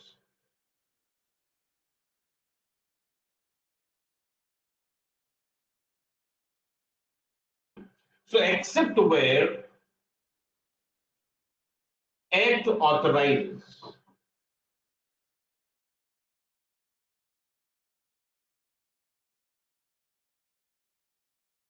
memorandum or articles to prevail, except where the act authorizes the memorandum or articles to prevail.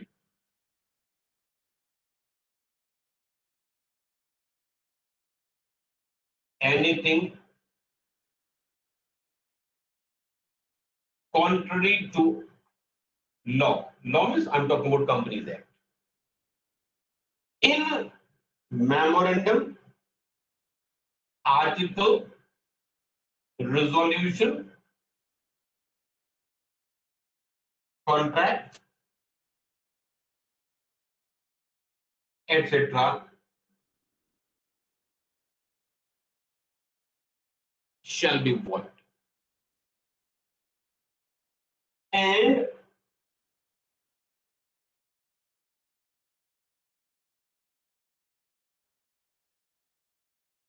remaining part shall continue to be valid. Remaining parts will continue to be valid. Okay, did you get this? What does it mean?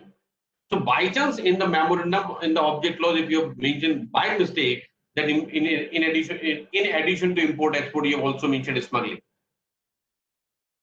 Smuggling, only that word smuggling becomes invalid, not the object clause, not the memorandum. Okay, so it becomes invalid only to the extent it is contrary to law. Rest of the provisions will continue to be valid. Okay, so this is section 6. Now coming back to where we were, going back to the section 3.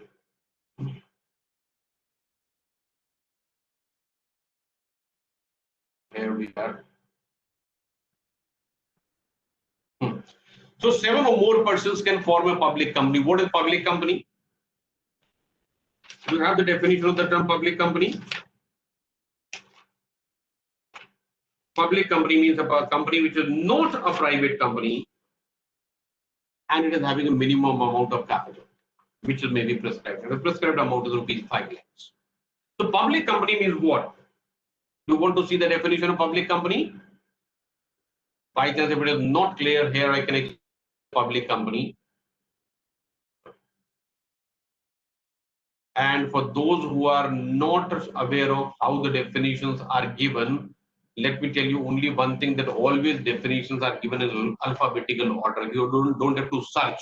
These are always in alphabetical order. So public company means a company which is not a private company and it is having a minimum paid up capital as may be prescribed. Right. So as of today it is 5 lakhs, tomorrow it can increase. Then it further says, provided that a company is a subsidiary of a company, not being a private company. So if there is a company which is subsidiary of a public company, then that company automatically becomes a public company. See the relationship. See, here we have public company, here we have private company. Its subsidiary is always public company. Subsidiary is always a public company. But subsidiary of private, this may be a private company or this may be a public company. Subsidiary. What is subsidiary? That is separately defined. So here the proviso says, refer here in section subsection 71, what it says. Provided that a company is a subsidiary of a company not being a private company. So where holding company is a private company, subsidiary can be private or public. But where holding is a public company, subsidiary is also a public company.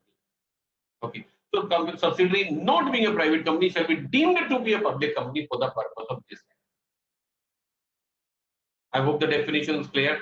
There is a public company, but first line says not a private company. So what is private company? Let us refer that also before we go ahead.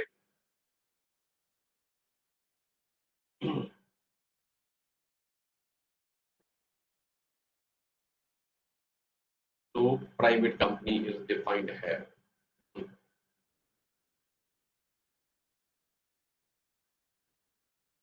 Section 2, subsection 68 means a company which is having a minimum paid up share capital. Now there is an error in the definition itself. It is the private company. It is saying the minimum paid up capital. So what about if it is a company limited by guarantee? This error continues since 1956, not a new error. It is a continuing error. So private company is a company which is having a minimum paid up share capital as prescribed. as maybe and it is and through the articles, it is restricting the right of the transfer of shares. What can be restricted? Share itself is a movable and transferable property. Share, it is a movable and transferable property. So that cannot be restricted. What can be restricted is the right of the member. That share is transferable, but you cannot transfer. It is, take an example, that take a car.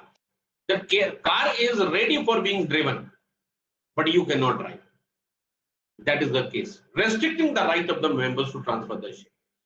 Share is a transferable property, it is a movable property, but members are restricted. Those are not prohibited. Understand the word restricted. Shares are transferable in private companies also, but rights are restricted. That cannot be prohibited. And except in the case of one-person company, limit the number of the members to 200. What does it mean? Except in case of one-person company. So one-person company is also a kind of a private company, does it means to say. Okay.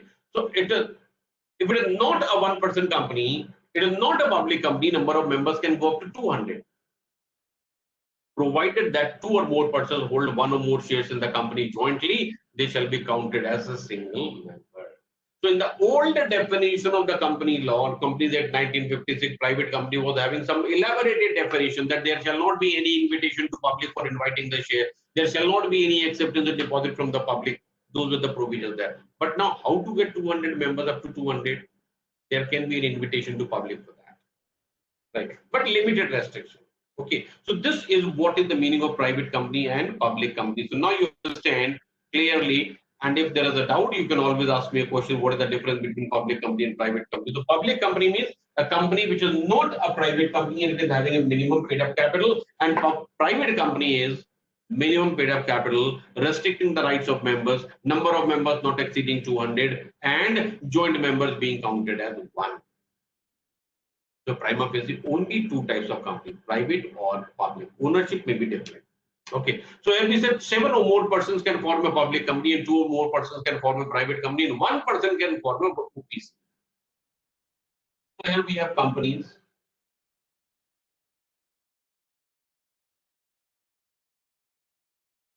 Right, private and public.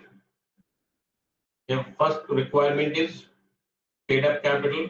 Second requirement is from articles of association. In the article, what is the restriction? Number 1, transfer of shares, and number 2, members. Okay. In the public company, minimum paid up capital and not a private company. And then you can write proviso, and proviso is saying subsidiary of public company. Subsidiary of public company. This is also a public company. Is this clear? You can write this.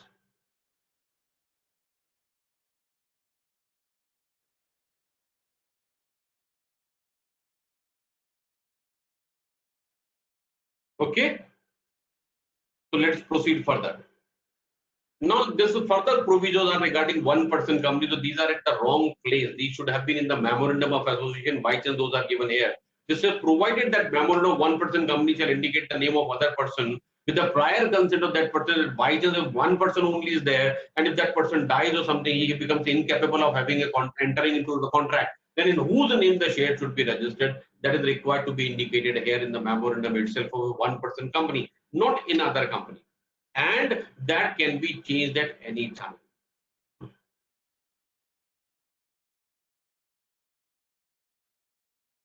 Can you see the boards? Or just a minute, let me stop it for the time being. I can speak to you.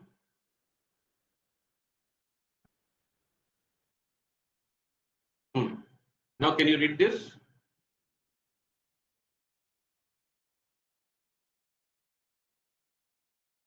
Have you noted?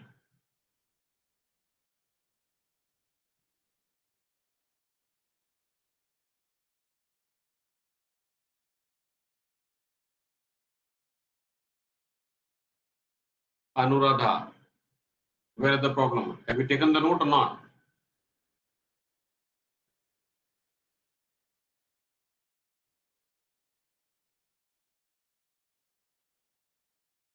I hope this is noted, and now let us proceed further. Going back to the chat box again, or rather sharing the document. So here, so what did we learn in this? So here we talked about that companies can be of three types. Section 3. What is the first requirement? First requirement is lawful purpose. And after lawful purpose, we have one person company, then we have private company, then we have public company. For private one person company, we require one person. For private company, we require minimum two persons. For this, we require minimum 7 persons. Purpose is lawful, and in this case, just writing the word substitute. So he has to provide in whose favor the shares should be registered if he becomes incapable or in the event of death of this person. And these companies, right? They say coming to subsection 2, what it says, a company formed under subsection 1, right? I'm just showing it here. Here it is. A company formed under subsection 1. This can be either limited by shares or limited by guarantee, or this can be an unlimited company. Unlimited company is a theory. Practically, I have not seen any unlimited company in last 30 years. So that is only a theory. So what you can see, how many types of companies can be there? So here, you can say types of companies.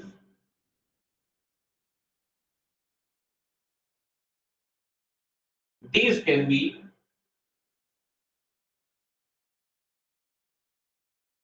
limited by share capital, limited by guarantee, and limited by guarantee plus share capital. I said unlimited company is a theory that doesn't exist. Right. So that's why I have not mentioned. Now, what do you understand by the company limited by share capital? Company limited by share capital. Right. And that simply means that the liability of the member is towards the company only to the extent of any amount remaining unpaid on the shares of the company that is held by him. Listen carefully. What is the meaning of company limited by share capital? Liability of the member is towards the company, and this is limited only to the extent of any amount remaining unpaid on the company's shares held by him, and that amount can be called at any time. Let me explain this. Sharing, I'm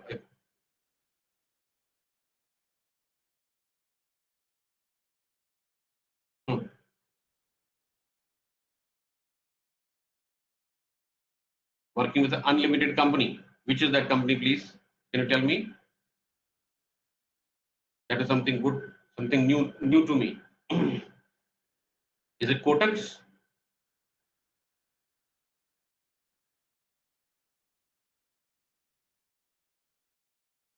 Financial company, unlimited. Check again. Hello. You can write to me the name of the company later on separately. I'll have to work for it. I'll have to see what is there in. Because unlimited company is only a theory. We are talking about Indian company law. We are not talking about the UK law. So here, when we say company limited by share capital, it means the liability of the member is limited. What is the limit? To the extent of amount remaining unpaid of the company's shares held by the person. When that amount is payable, any time as long as company is in existence, because the company member are under contractual obligation. So that also we are going to see in the Companies Act itself, right? That members are under obligation to pay any amount remaining unpaid of the company's shares. It is registered under the Companies Act.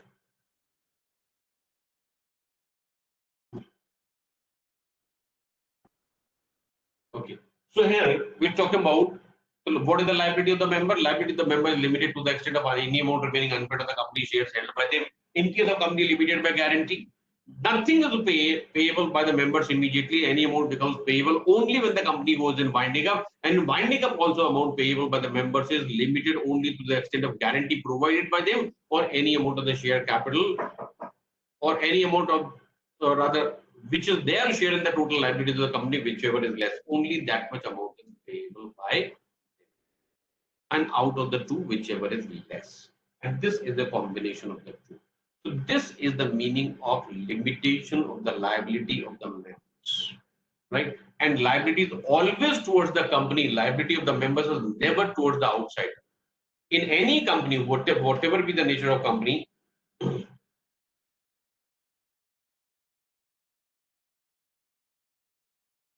so here, coming back further, yeah. So the companies can be said. So there are information coming for my knowledge also. I'll just have to check up that 150 companies are registered under MC and more. And total number of companies registered in the companies are more than 10 lakhs. And out of that 100 companies registered negligible number. In any case, I'll have to check up. So what kind of companies can be registered under the companies? So that can be a private company, that can be public company, or that can be a one-person company. And for one-person company, minimum person required is one. For a private company, minimum number of persons required two. For a public company, minimum person required is seven, and that can be limited by share capital or guarantee plus share capital. And now it can be unlimited company as well. So what happens if number of members go less? If the company is limited by guarantee, as long as it is a going concern, it cannot call any amount of share capital. Amount can be called up only in the event of winding up, not before that. So if the number of members in the company fall below statutory minimum is what? Two in the case of private company and seven in case of public company. Liability of the remaining members become unlimited. Those who are aware of the fact that the number of members have become unlimited, they contract a new liability and they carry on business for more than 6 months. So the number of requirements are there. Read subsection. This is section 3A. Members severally liable in certain cases. So when the members will have unlimited liability. So subsection 3A says if at any time the number of members of a company is reduced in the case of public company below 7, in case of private company below 2, and company carries on business for more than 6 months while the number is so reduced, every person who is a member of the company during the time that is so carries on a business after more than 6 months and is cognizant of the fact that is carrying on business with less than 7 members or 2 members as the case may be, shall be severally liable for the payment of those debts the company contracted during that time as we severally sued therefore. Now, let me elaborate you point by point in this. What is required in section 3A? And before that, give me 2 minutes. I'm just coming so that you can read this section thoroughly and analyze yourself. Then I'll break it into the smaller parts. Just refer.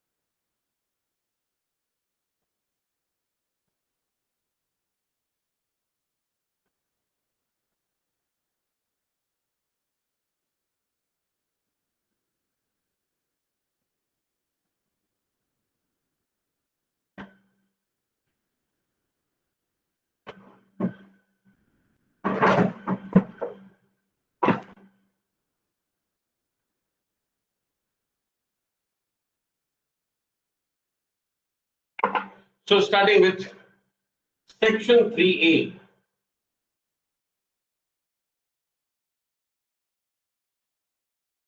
First point, members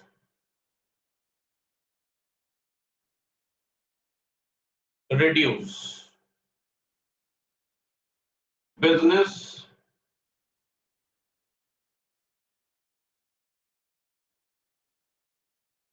continued for more than 6 months. New liability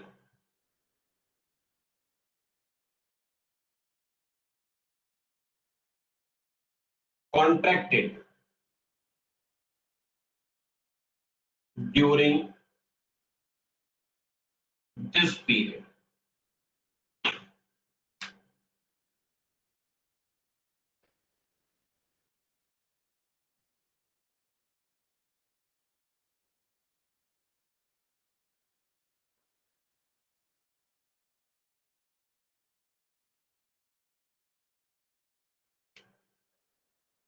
Okay.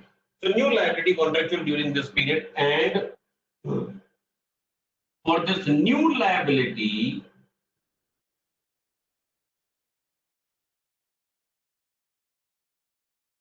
remaining members shall be, rather shall have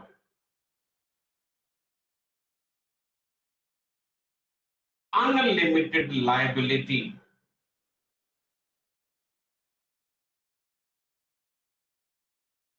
The remaining members shall have unlimited liability. Now, in case of private company, one person is gone. How can other person say he doesn't know that the other person is gone? In case of public company, out of 7 members, one person is gone or 2 persons have gone, and the total number of members are less than 7. Then the section is saying that the members who are aware of the fact that the total number is less, they are liable. But practically, if you look at, all the remaining members shall have unlimited liability. There may be some extreme situation where somebody can prove that I'm wrong, not really aware of that who is responsible. Then in that case, that will be something different. But otherwise, the remaining members will have unlimited liability. So this is the situation. And for unlimited liability, they can be sued personally also. In section 3, I said the liability of members is towards the company. Right. It means outsiders cannot sue members directly for recovery of any amount. But when it is a matter of section 3A, members can be sued directly by the outsiders for recovery of their money. Okay, is this clear? Is this clear?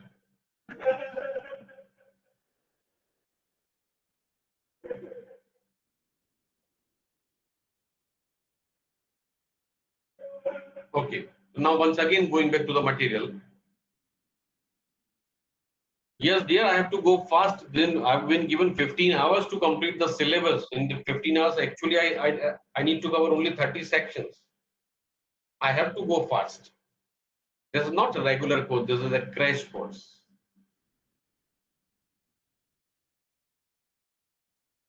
Do you want me to go slow? Then in these 15 hours, we'll not be able to complete any one chapter also.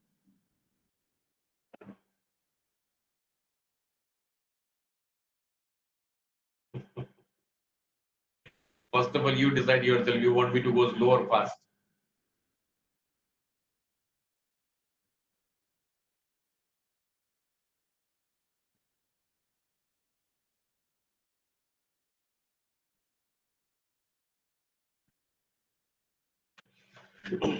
And how far is the exam from now? It is not very far off.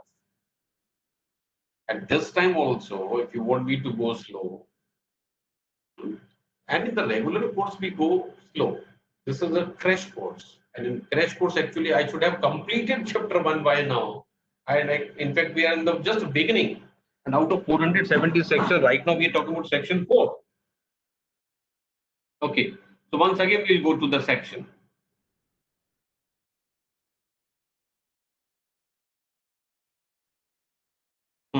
So section 3, and now coming to section 4. What is section 4 is saying? This is about the memorandum. What is the memorandum? Now this is the main document on the basis of which company is registered. You can write these some lines. This is the main document on the basis of which company is registered. In section 7, you will read that line. Right, I'll show you section 7. What does it say? Section 7. Just say there shall be filed with the registrar in whose jurisdiction the memorandum and articles, the following document for incorporation of the company. So people can form a company by filing the memorandum and articles. Articles are not compulsory at all, but memorandum is a compulsory document. Without memorandum, company cannot be registered. So this is the main document on the basis of which company is registered, right? And in the memorandum, what is required? In the memorandum, there are multiple clauses. First clause is name clause. Number 2, registered office clause. Number 3, object clause. Number 4, liability clause. Number 5, capital clause. Number 6, subscription clause. First is name clause. Number 2, registered office clause. Number 3, object clause. Number 4, liability clause. Number 5, capital clause. These 5 clauses are compulsory. You can have some more thing therein, but nothing less than this. Clause A, this says the name of company. Company's name should end with the word either limited or private limited, except where it is a company registered under section 8. So you can write point number 1 itself. The name of company should end with the word limited or private limited, except where company has been licensed under section 8. What is section 8? Section 8, I can take you to section 8. I have it here. These are companies for a specific purpose. Here it is, section 8, formation of company. Clause A, directly go to, has the object of promotion of commerce, art, science, sports, education, research, social welfare, religion, charity, protection of environment, or any other such subject, then intends to apply the profits or other income in the promoting the object. Now, second clause itself is wrongly interpreted in many ways. That this is not a company for profit. No, that is incorrect. It has to earn a profit to survive itself, because if it doesn't earn a profit, it will run out of capital. How long the capital will go on? So this is a company for some social activity, some charitable activity, some spread of knowledge and science and education, etc. And it is intending to apply profits in its own business. Right? It is not for distribution of dividend. That is what is. And last is intends to prohibit the payment of dividend to the member. So this is not a company not for the profit. That is the wrong interpretation. Lots of people say that these are companies not for profit. No, these are the companies for profit. Object of carrying on the activity is social, but profit has to be there for the survival. And if they don't have a profit, then they have to get the donations. Object is that whatever profit is derived by them, that shall not be distributed by way of dividend. Those are section 8 companies.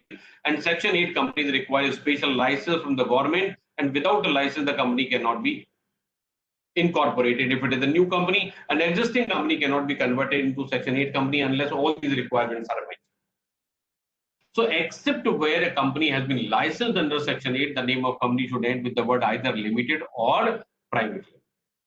Then clause number B is saying the state in which the registered office of the company is situated. What is the meaning of registered office? My question to you, what is the meaning of registered office?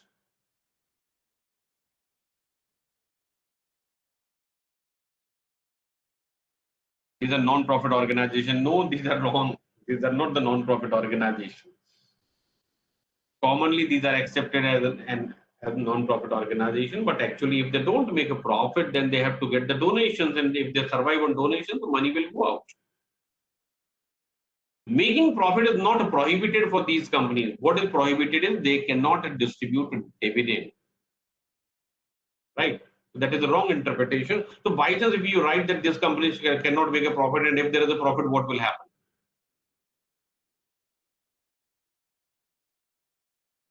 Registered office is the main office, no. Principal place of business, no. All communications correct. Where the company is carrying on principal business, no. Okay, some people have clarity, some people don't have a clarity. Let us be clear on one part. That this is the address for communication in the record of ROC. This is address in a record of ROC. Right. And for that, I will show you something more. Just wait. Because unless you get the references, things do not become clear.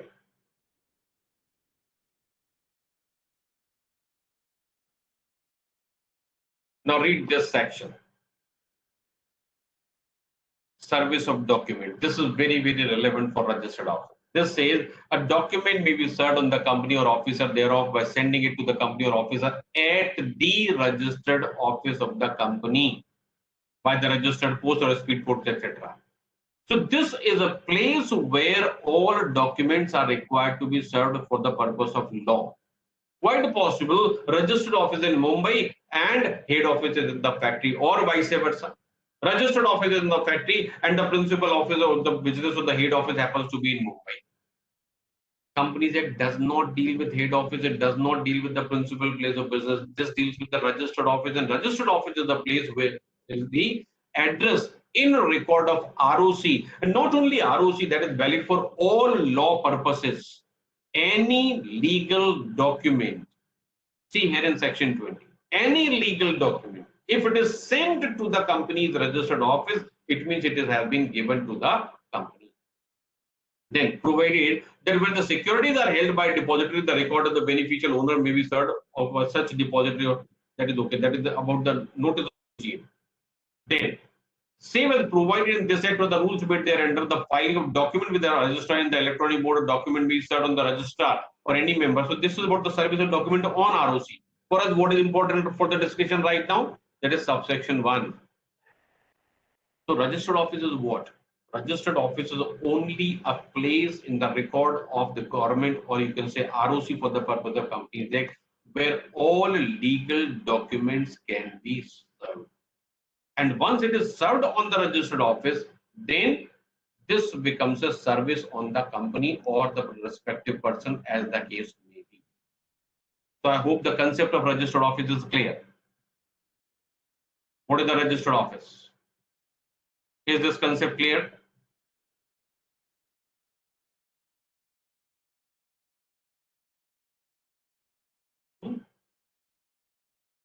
Getting conceptual clarity is more important. Completing the syllabus is not important. Even if you go in the exam but 60% of the syllabus but thoroughly prepared, that is much better than 100% prepared somehow. The 60% thorough preparation will give you 60 marks, but somehow preparation will not give you 40 marks. Whatever you prepare, prepare thoroughly. Something not completing, forget that. Prepare what, and that's why in the beginning itself I give you the most important areas. If you're finding that the time is short, focus only on those areas and you can pass. Okay, next, now moving further. For any purpose of law, not only Companies Act, registered office is important.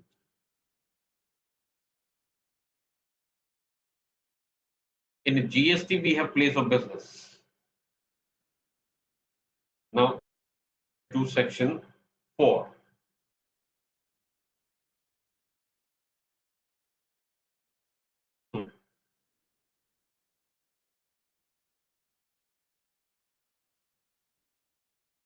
So, clause B, we said the state in which the company is registered office is situated. Why the state is important? Why the state is important? Because of a state, the jurisdiction of the tribunal, jurisdiction of the court are decided. But that is only state-wise. Otherwise, the full address is there in the record of ROC, but by giving the name of the state, that is for the outsiders. If somebody wants to launch any legal proceeding against the company, where they should be launching? Where the company's registered office is. Right? Except where some other special law and some other provision is given. So in a general, jurisdiction of the tribunal and jurisdiction of the court both are determined on the basis of a state where the registered office of the company is situated. Number C, this is talking about the object clause. Object is the purpose for which company has been incorporated. For what purpose company has been incorporated, that is the object has to be given in clause C, and generally this is divided in 3 parts. Generally, main objects, ancillary objects, and other objects. So that must be known to you. So Stamp Act is before the incorporation. That's why I did not refer that. So liability of the members of the company, that is number 4. So what is the liability of the members? Liability of the members is limited in case of it is limited by share capital or guarantee. But what is written there? In case of share capital company, it is written that the liability of the members is limited to the extent of any amount remaining unpaid on the shares of the company held by a member, and that is payable as and when demanded by the company. And in case of guarantee, it is clearly mentioned that liability of the member is limited to the extent of the guarantee given by him or his share in the total liability of the company, whichever is less, and that is payable in the event of winding up. Right. So that is how the guarantee is mentioned. Then comes further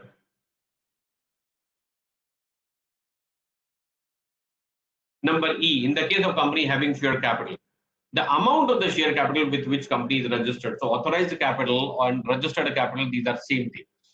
So 99% people talk about authorized capital, but somewhere it can be referred as the registered capital also, and this will be having same meaning, and this amount can be increased later on.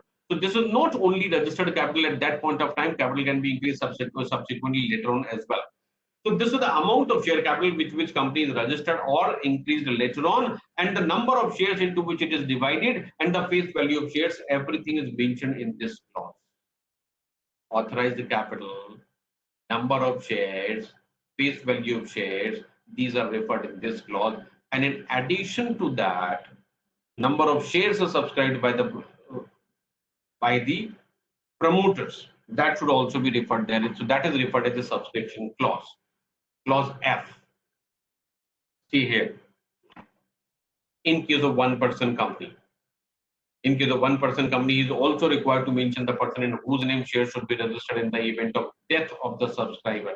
Not only death, even if he becomes incapable of contracting, this clause will be.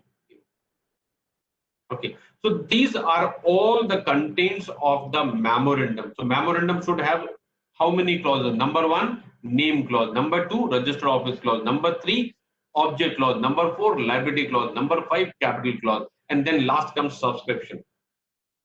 So in total, you can say 6 clauses, and in case of one-person company, additional information about the successor. And the successor will be relevant in the event of death of the member, or he is becoming incapable of contracting. Only in those situations that is required. Right now, specific things about the name. The name of company should not be identical or resembling too closely with the name of an existing company. So that's why we require that whenever you want to change the name of a company, you get to have the approval of ROC for the new name that is available. If you want to register a new company, get the name approval from the ROC that it is available. So no company will be registered unless availability of name has been confirmed by the ROC. So what he does, he ensures that no other company is existing with the same or similar, very closely similar name. He will ensure, plus he will also ensure that this use of name is not prohibited. See here, what is written in clause A?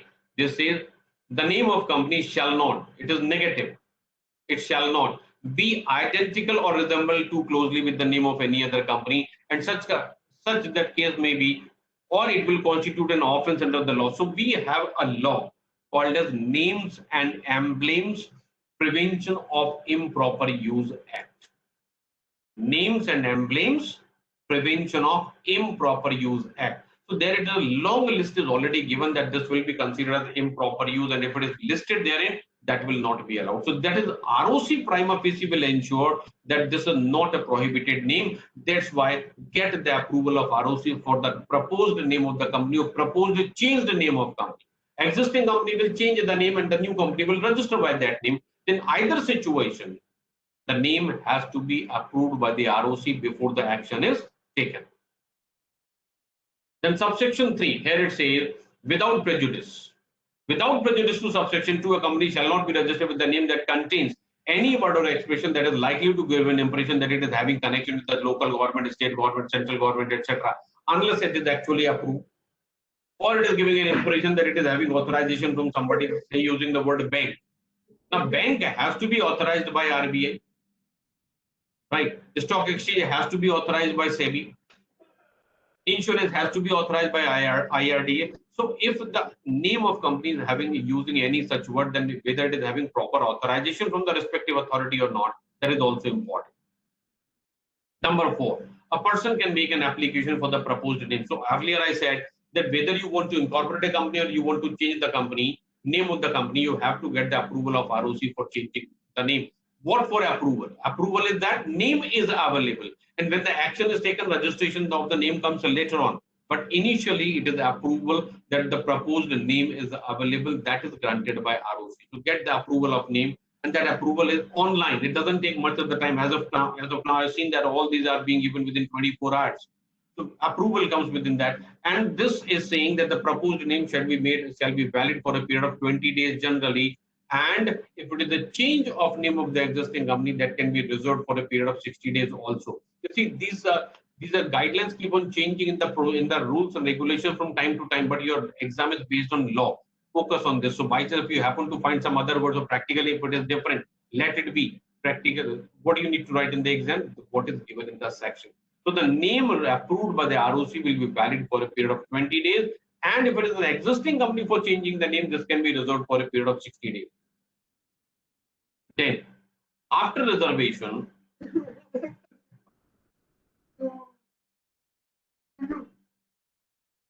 after reserved name has been cancelled, what will happen? So reservation done by ROC, but he can cancel where it comes to the knowledge of ROC that the name of company has been obtained by mistake or by fraudulent representation or something like that. So he can cancel if the company has not been incorporated. He can cancel the reservation. If the company has been registered, then he can order the company for changing the name of the company. So here it is said that if the company has not been incorporated, then he can cancel the registration. If the company has been incorporated, then either he can direct the company to change the name by passing an ordinary resolution. So this ordinary resolution is coming because it is being directed by ROC. And if company wants to change its name on its own, then a special resolution is required. And if the company does not change the name, then what can happen? He can strike off the name, or he can make a petition for the winding of the company. So these are multiple options available to the ROC that where a company is registered with an undesirable name. Right. So let me prepare a chart for you.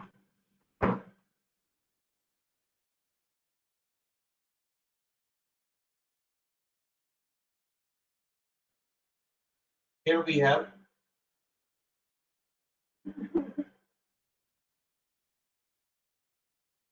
undesirable name. What will happen? If the name of company is undesirable,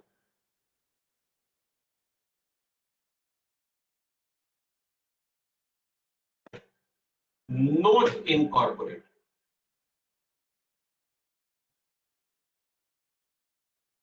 and incorporated, what can happen? If it has not been incorporated,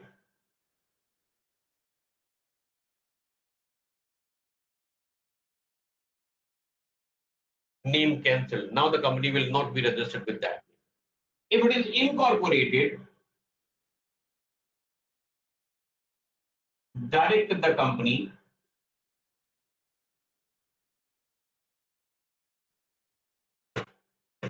to change the name, or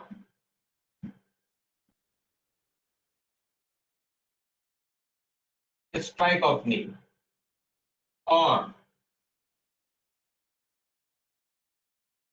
petition for winding up. All these options are available to ROC where a company is registered with an undesirable name, or the name of company becomes undesirable because of change. Now you can ask me a question that every time we get the approval of ROC, then how come it is possible? Mistake can be there in the office of ROC as well. And that's why this is here. You can give a direction within 3 months that you can change the name now. And for the changing the name, what you need is an ordinary resolution. Otherwise, a special resolution is required. But when it is a mistake, only by passing an ordinary resolution or name of the company can be changed. So where the company is registered with the undesirable name, what are the possibilities available?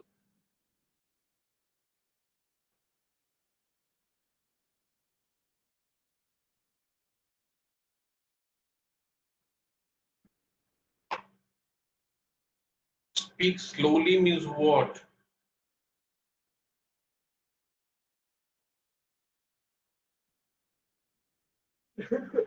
Here once again I have somebody is telling me I'm going too fast. You want me to go slow? If I go slow, I'll not complete even 2 chapters of your syllabus in the entire time allotted. You want me to complete only important section? You want me to complete all? Should I focus only on important areas?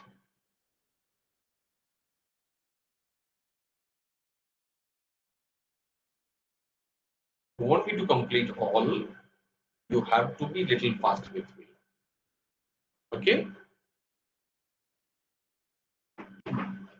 I know that everybody will have a different perceptions, but writing on the public platform makes a difference. Okay.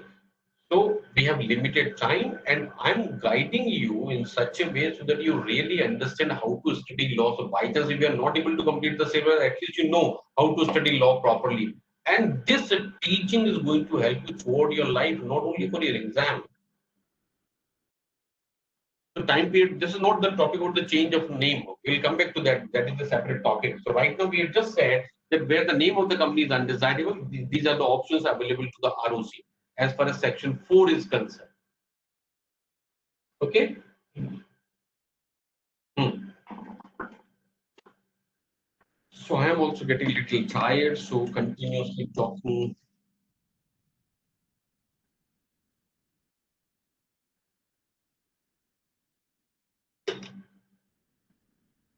New application 20 days, existing company's registration that can be kept up to 60 days. It is not exactly 60 days, up to 60 days.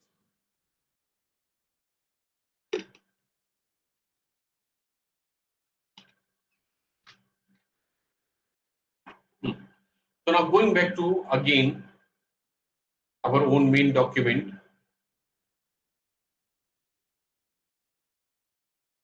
Hmm. So next, the memorandum. Now the format of memorandum.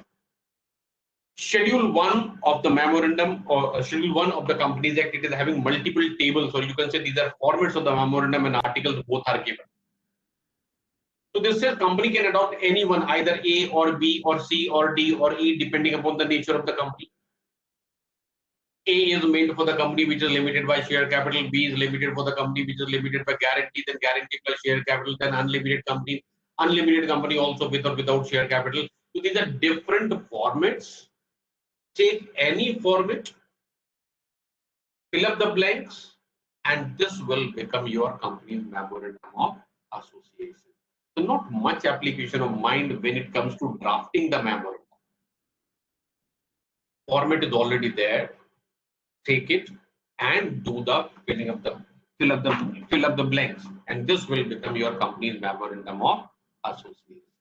So where the main issue will be drafting the objects, that will be the major issue.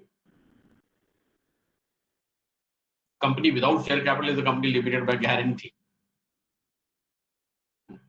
So subsection 7 says the provisions in the memorandum article in case the company limited by guarantee and not having share capital purporting to give any person right to participate in the divisible profit of the company, otherwise then its members shall be void. In any case, this is right. Profits is not given to person other than members. Right. So by chance, if this is given, this will not be there. How to draft memorandum and article? This is very difficult to take in this lecture. Period is very, very less. And I think I have been allotted only 5 lectures of 3 hours each, and the first lecture is going to come to end. As far as the articles are concerned, articles, you can say these are rules and regulations of internal function of the company. Articles are mainly for internal functioning. Sometimes those are relevant for outsiders, and every company is required to have the articles, but the format is already prescribed in Schedule 1. So here we have table F, table G, table H, table I. So any of the formats can be adopted. And the best part is that if you don't have your own articles, then these tables apply automatically. And if you have your own article, then these provisions are applicable to the extent company's own articles are not having the provision. How many of you have seen these tables? A, B, C, D, E, F, G, H, I. Have you seen these?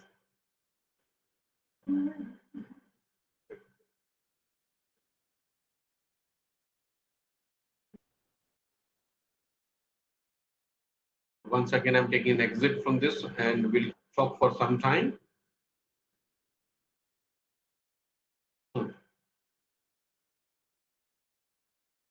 You have to read them at least once. Table A to table I, at least once you should read.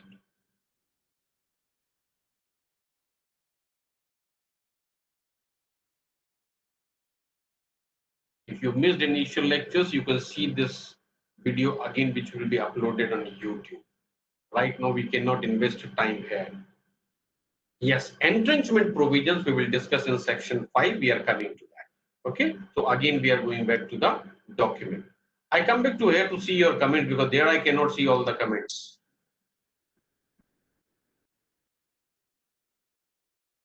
So in section 5, we have. So I said these are the provisions that you should be reading. So we go to entrenchment provisions here. Subsection 3, 4, 5. These are dealing with entrenchment. You can take a note in the notebook separately. Subsection 3, 4, and 5. These are dealing with the entrenchment. Okay. So let me put it on a separate page so that we can have everything in together here. So these are 3 provisions dealing with entrenchment. What is entrenchment? Entrenchment simply means making provisions more tougher than provisions in the company's or in the company's act itself. You are making something more tougher, more difficult. It means where the Companies Act requires you to pass an ordinary resolution, in the articles you are making a special resolution. That will become entrenchment provision. Where the act is saying you need a special resolution, in the articles you can say you require a resolution of all the members, that is 100% approval, that will become entrenchment approval. Right. In simple terms, entrenchment means making provisions or approvals more tougher, more difficult than required by law. And that is possible only by making the provisions in the articles of association. Right. Now your question can be entrenchment clause, but we are not able to just a minute. Let me go there once again in the comment section and then I will see. Just 1 minute. If we made a entrenchment clause, but we are not able to make it, then what is the remedy? Then you cannot do anything. You yourself have made the provisions in the articles, right? So if you cannot fulfill the requirement, you cannot violate your own article. Okay, so entrenchment provisions. You see, there have been questions on this point in the exam earlier. Entrenchment provisions. So making the provisions more tougher in the company's article than what is applicable. In case the entrenchment provisions can be used in case of merger amalgamation only. No, entrenchment provisions are applicable anywhere. You can choose where you want the entrenchment provisions to be made. See, you can make entrenchment provisions regarding loans. That company, it is a manufacturing company, it will never make any investment in another company, that you can make in the article. Or every resolution requiring or every decision of the further investment in another company will necessarily require approval of the general meeting. That can be entrenchment provision. So that you can make something making more tougher in through the company's article, that is called entrenchment provision. So subsection 3 says the articles may contain a provision for entrenchment to the effect that a specified provision the article may be altered only if the condition or procedures that are restrictive and those applicable in case of a special resolution are met or complied with. And subsection 4 says now when you can make the provisions. So these provisions can be made either before incorporation or after incorporation. Before incorporation, those are already there in the article. After incorporation, you can make entrenchment provisions only with the consent of all the members. Only with the consent of all the members in the private company and by passing a special resolution in a public company. So how you can make entrenchment provisions? Subsection 5, where the article contains provision for entrenchment, whether made before or after the amendment, the company shall give a notice to the ROC of such entrenchment provision. So when you pass a special resolution, naturally the notice has to be given to the ROC. So here you can write entrenchment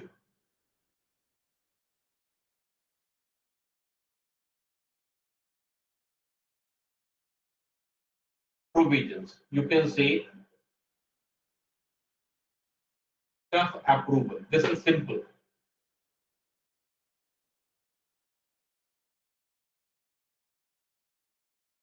In articles of association. This can be before incorporation. This can be after incorporation. After incorporation, again two parts. In case of private company, in case of public company. In case of private company, this is all members.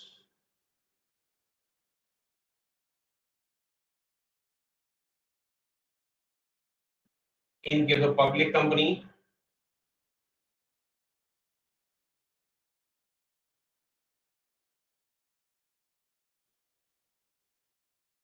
and in all cases,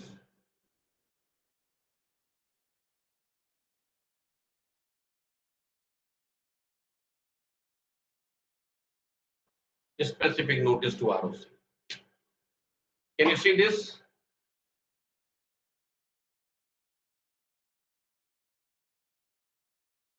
Are you able to see this?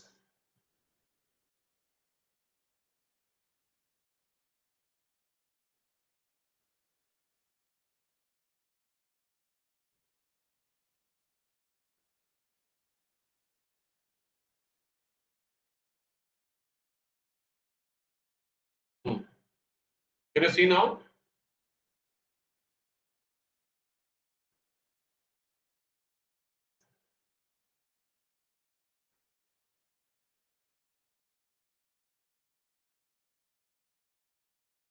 Okay.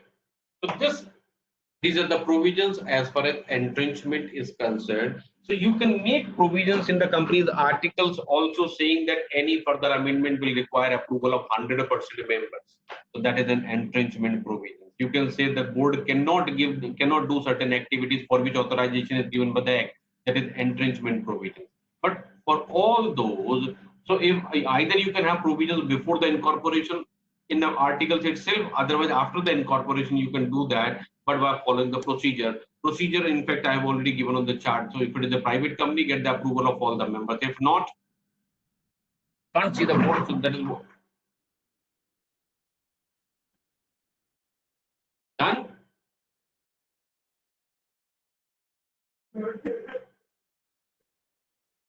The purpose of entrenchment provision is simply a matter of choice, so that you cannot do many things only by passing the ordinary resolutions or only by special resolutions, because passing of resolution does not relate to actual number of members.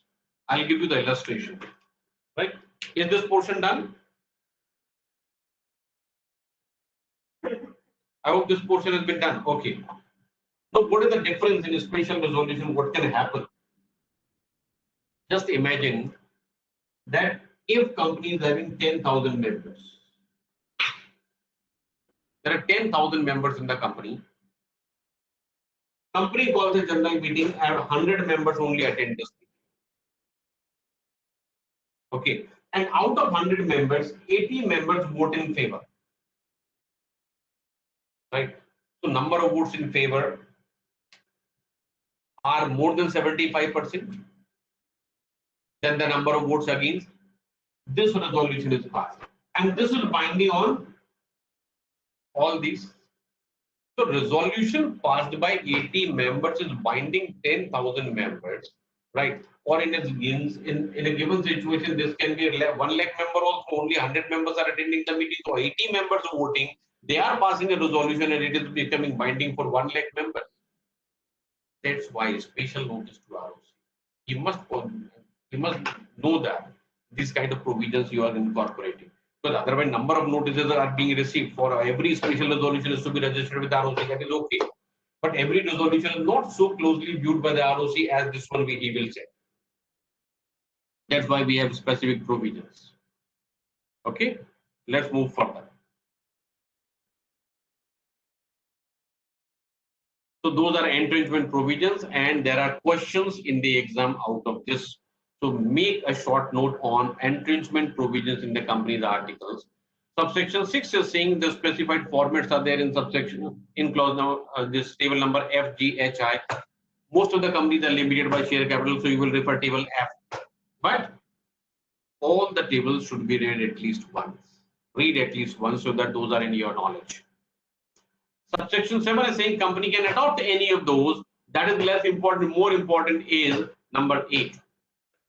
In case of company not which is registered after the commencement or so far as the registered articles of the company do not exclude or modify the regulations in the model articles applicable to the company, those regulations shall, so far as applicable, be the regulations of the company.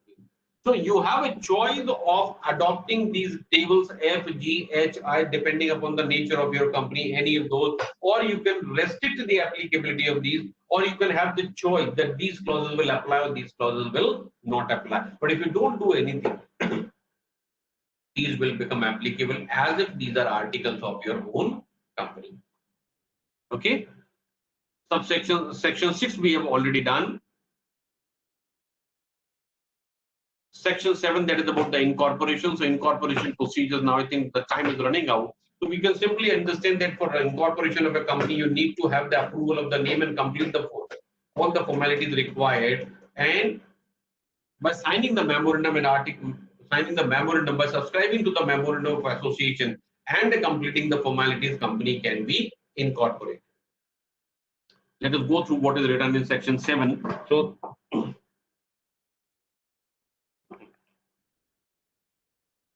section 7 says there shall be filed with the ROC. What is filed?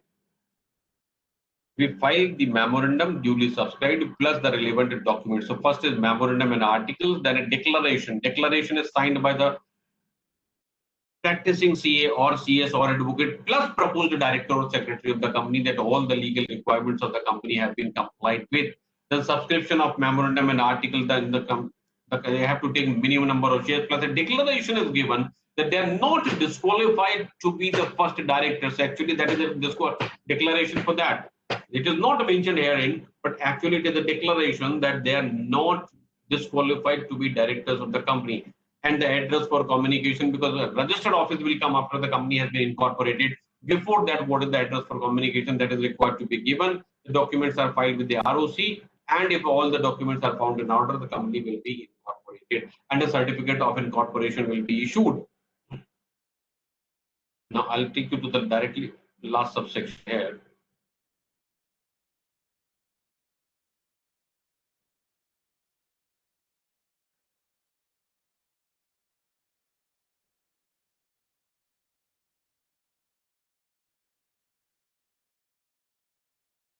That once all the documents are filed, subsection 3 has say on and from the date of subsection 2.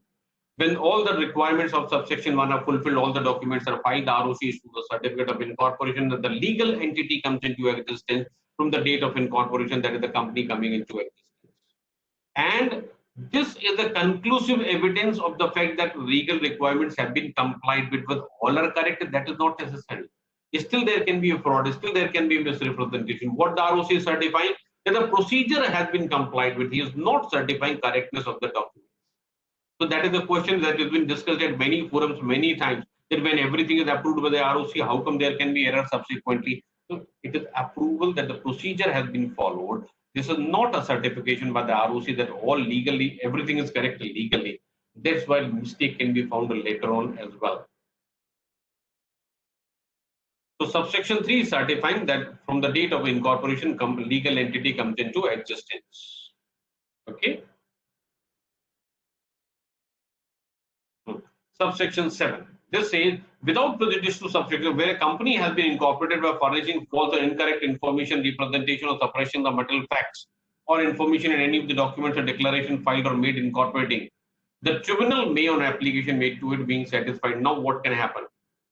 Pass the orders as it thinks fit for regulating the management of the company direct. So, first of all, it can order that the mistake can be corrected, and if it is not possible, then it can directly dissolve the company. It can pass the removal of the name of the company from the register of company. So where a company is registered with serious mistakes, by misrepresentation, by fraud, by separation of fact, then what can be done?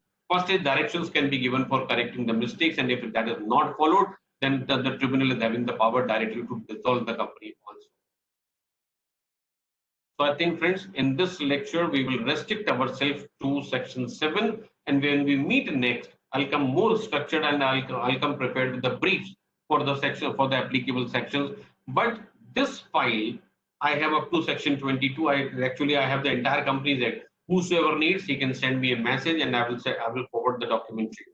You can have the soft copy, read through the act, be thorough in the act, and that will help you to prepare for the purpose of exam. Then how to write procedures, I will tell you once we have gone through certain provisions, then I can.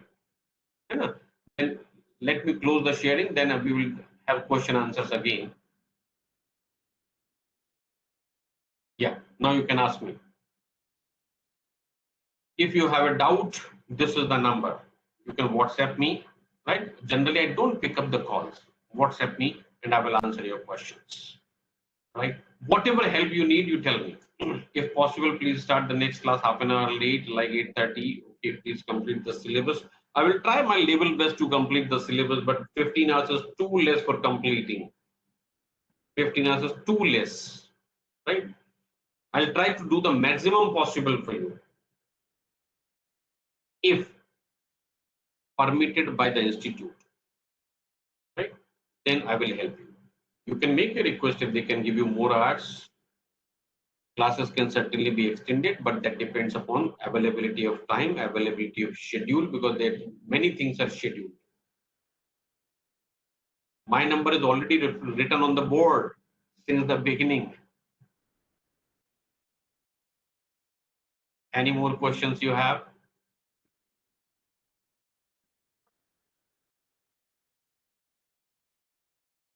So what is your feedback about this session since morning?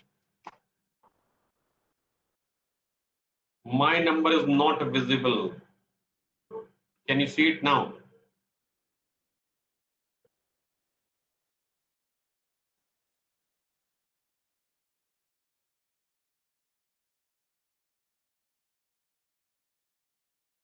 Taken the note of number? Okay. So be in touch with me and we are meeting in the next lecture. In the meantime, we'll speak to the institute. If more time can be allocated and if possible, certainly I'm ready to help you out up to any extent. You see, students of CS are very close to my heart, but that is the qualification that I have, and it has shown me the places in the world. I've traveled almost across the whole world, and till even today also I'm teaching across Asia, not only in India, across Asia I'm teaching. And I conduct a very special course that is called fast reading, how you can read fast, 3 times, 4 times, 5 times, and how you can memorize. That is another subject which I teach. So I'm ready to help you, but subject to availability of time. How you can ask me for the copy, soft copy. I can always share the soft copy of the act with you. Okay. See you later on in the next batch, and we'll see the time if it can be changed up to 8:30. Otherwise, 8 o'clock will continue. Okay. Thank you very much. You can always send me a feedback on my phone number also. Thank you.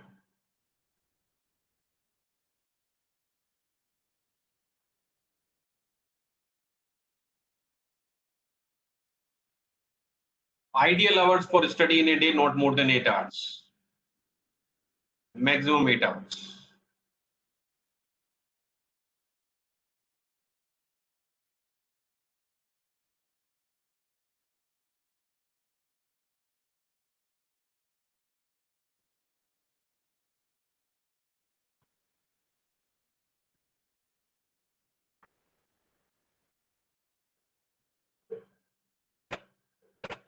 Case studies, certainly you must read. Resolution, please tell which resolution, whatever resolution coming, it is a practice session. I told you need to write 10 resolutions, send to me. Soft copy, connect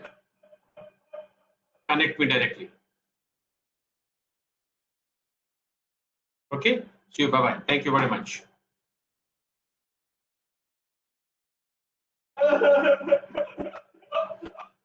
How to write case studies in the exam, that also I'll tell you. As of now, timing allotted is 8 o'clock. By chance, if it is changed, it will be changed for all and you will get the notice. Okay? Thank you. Alka ji, thank you very much.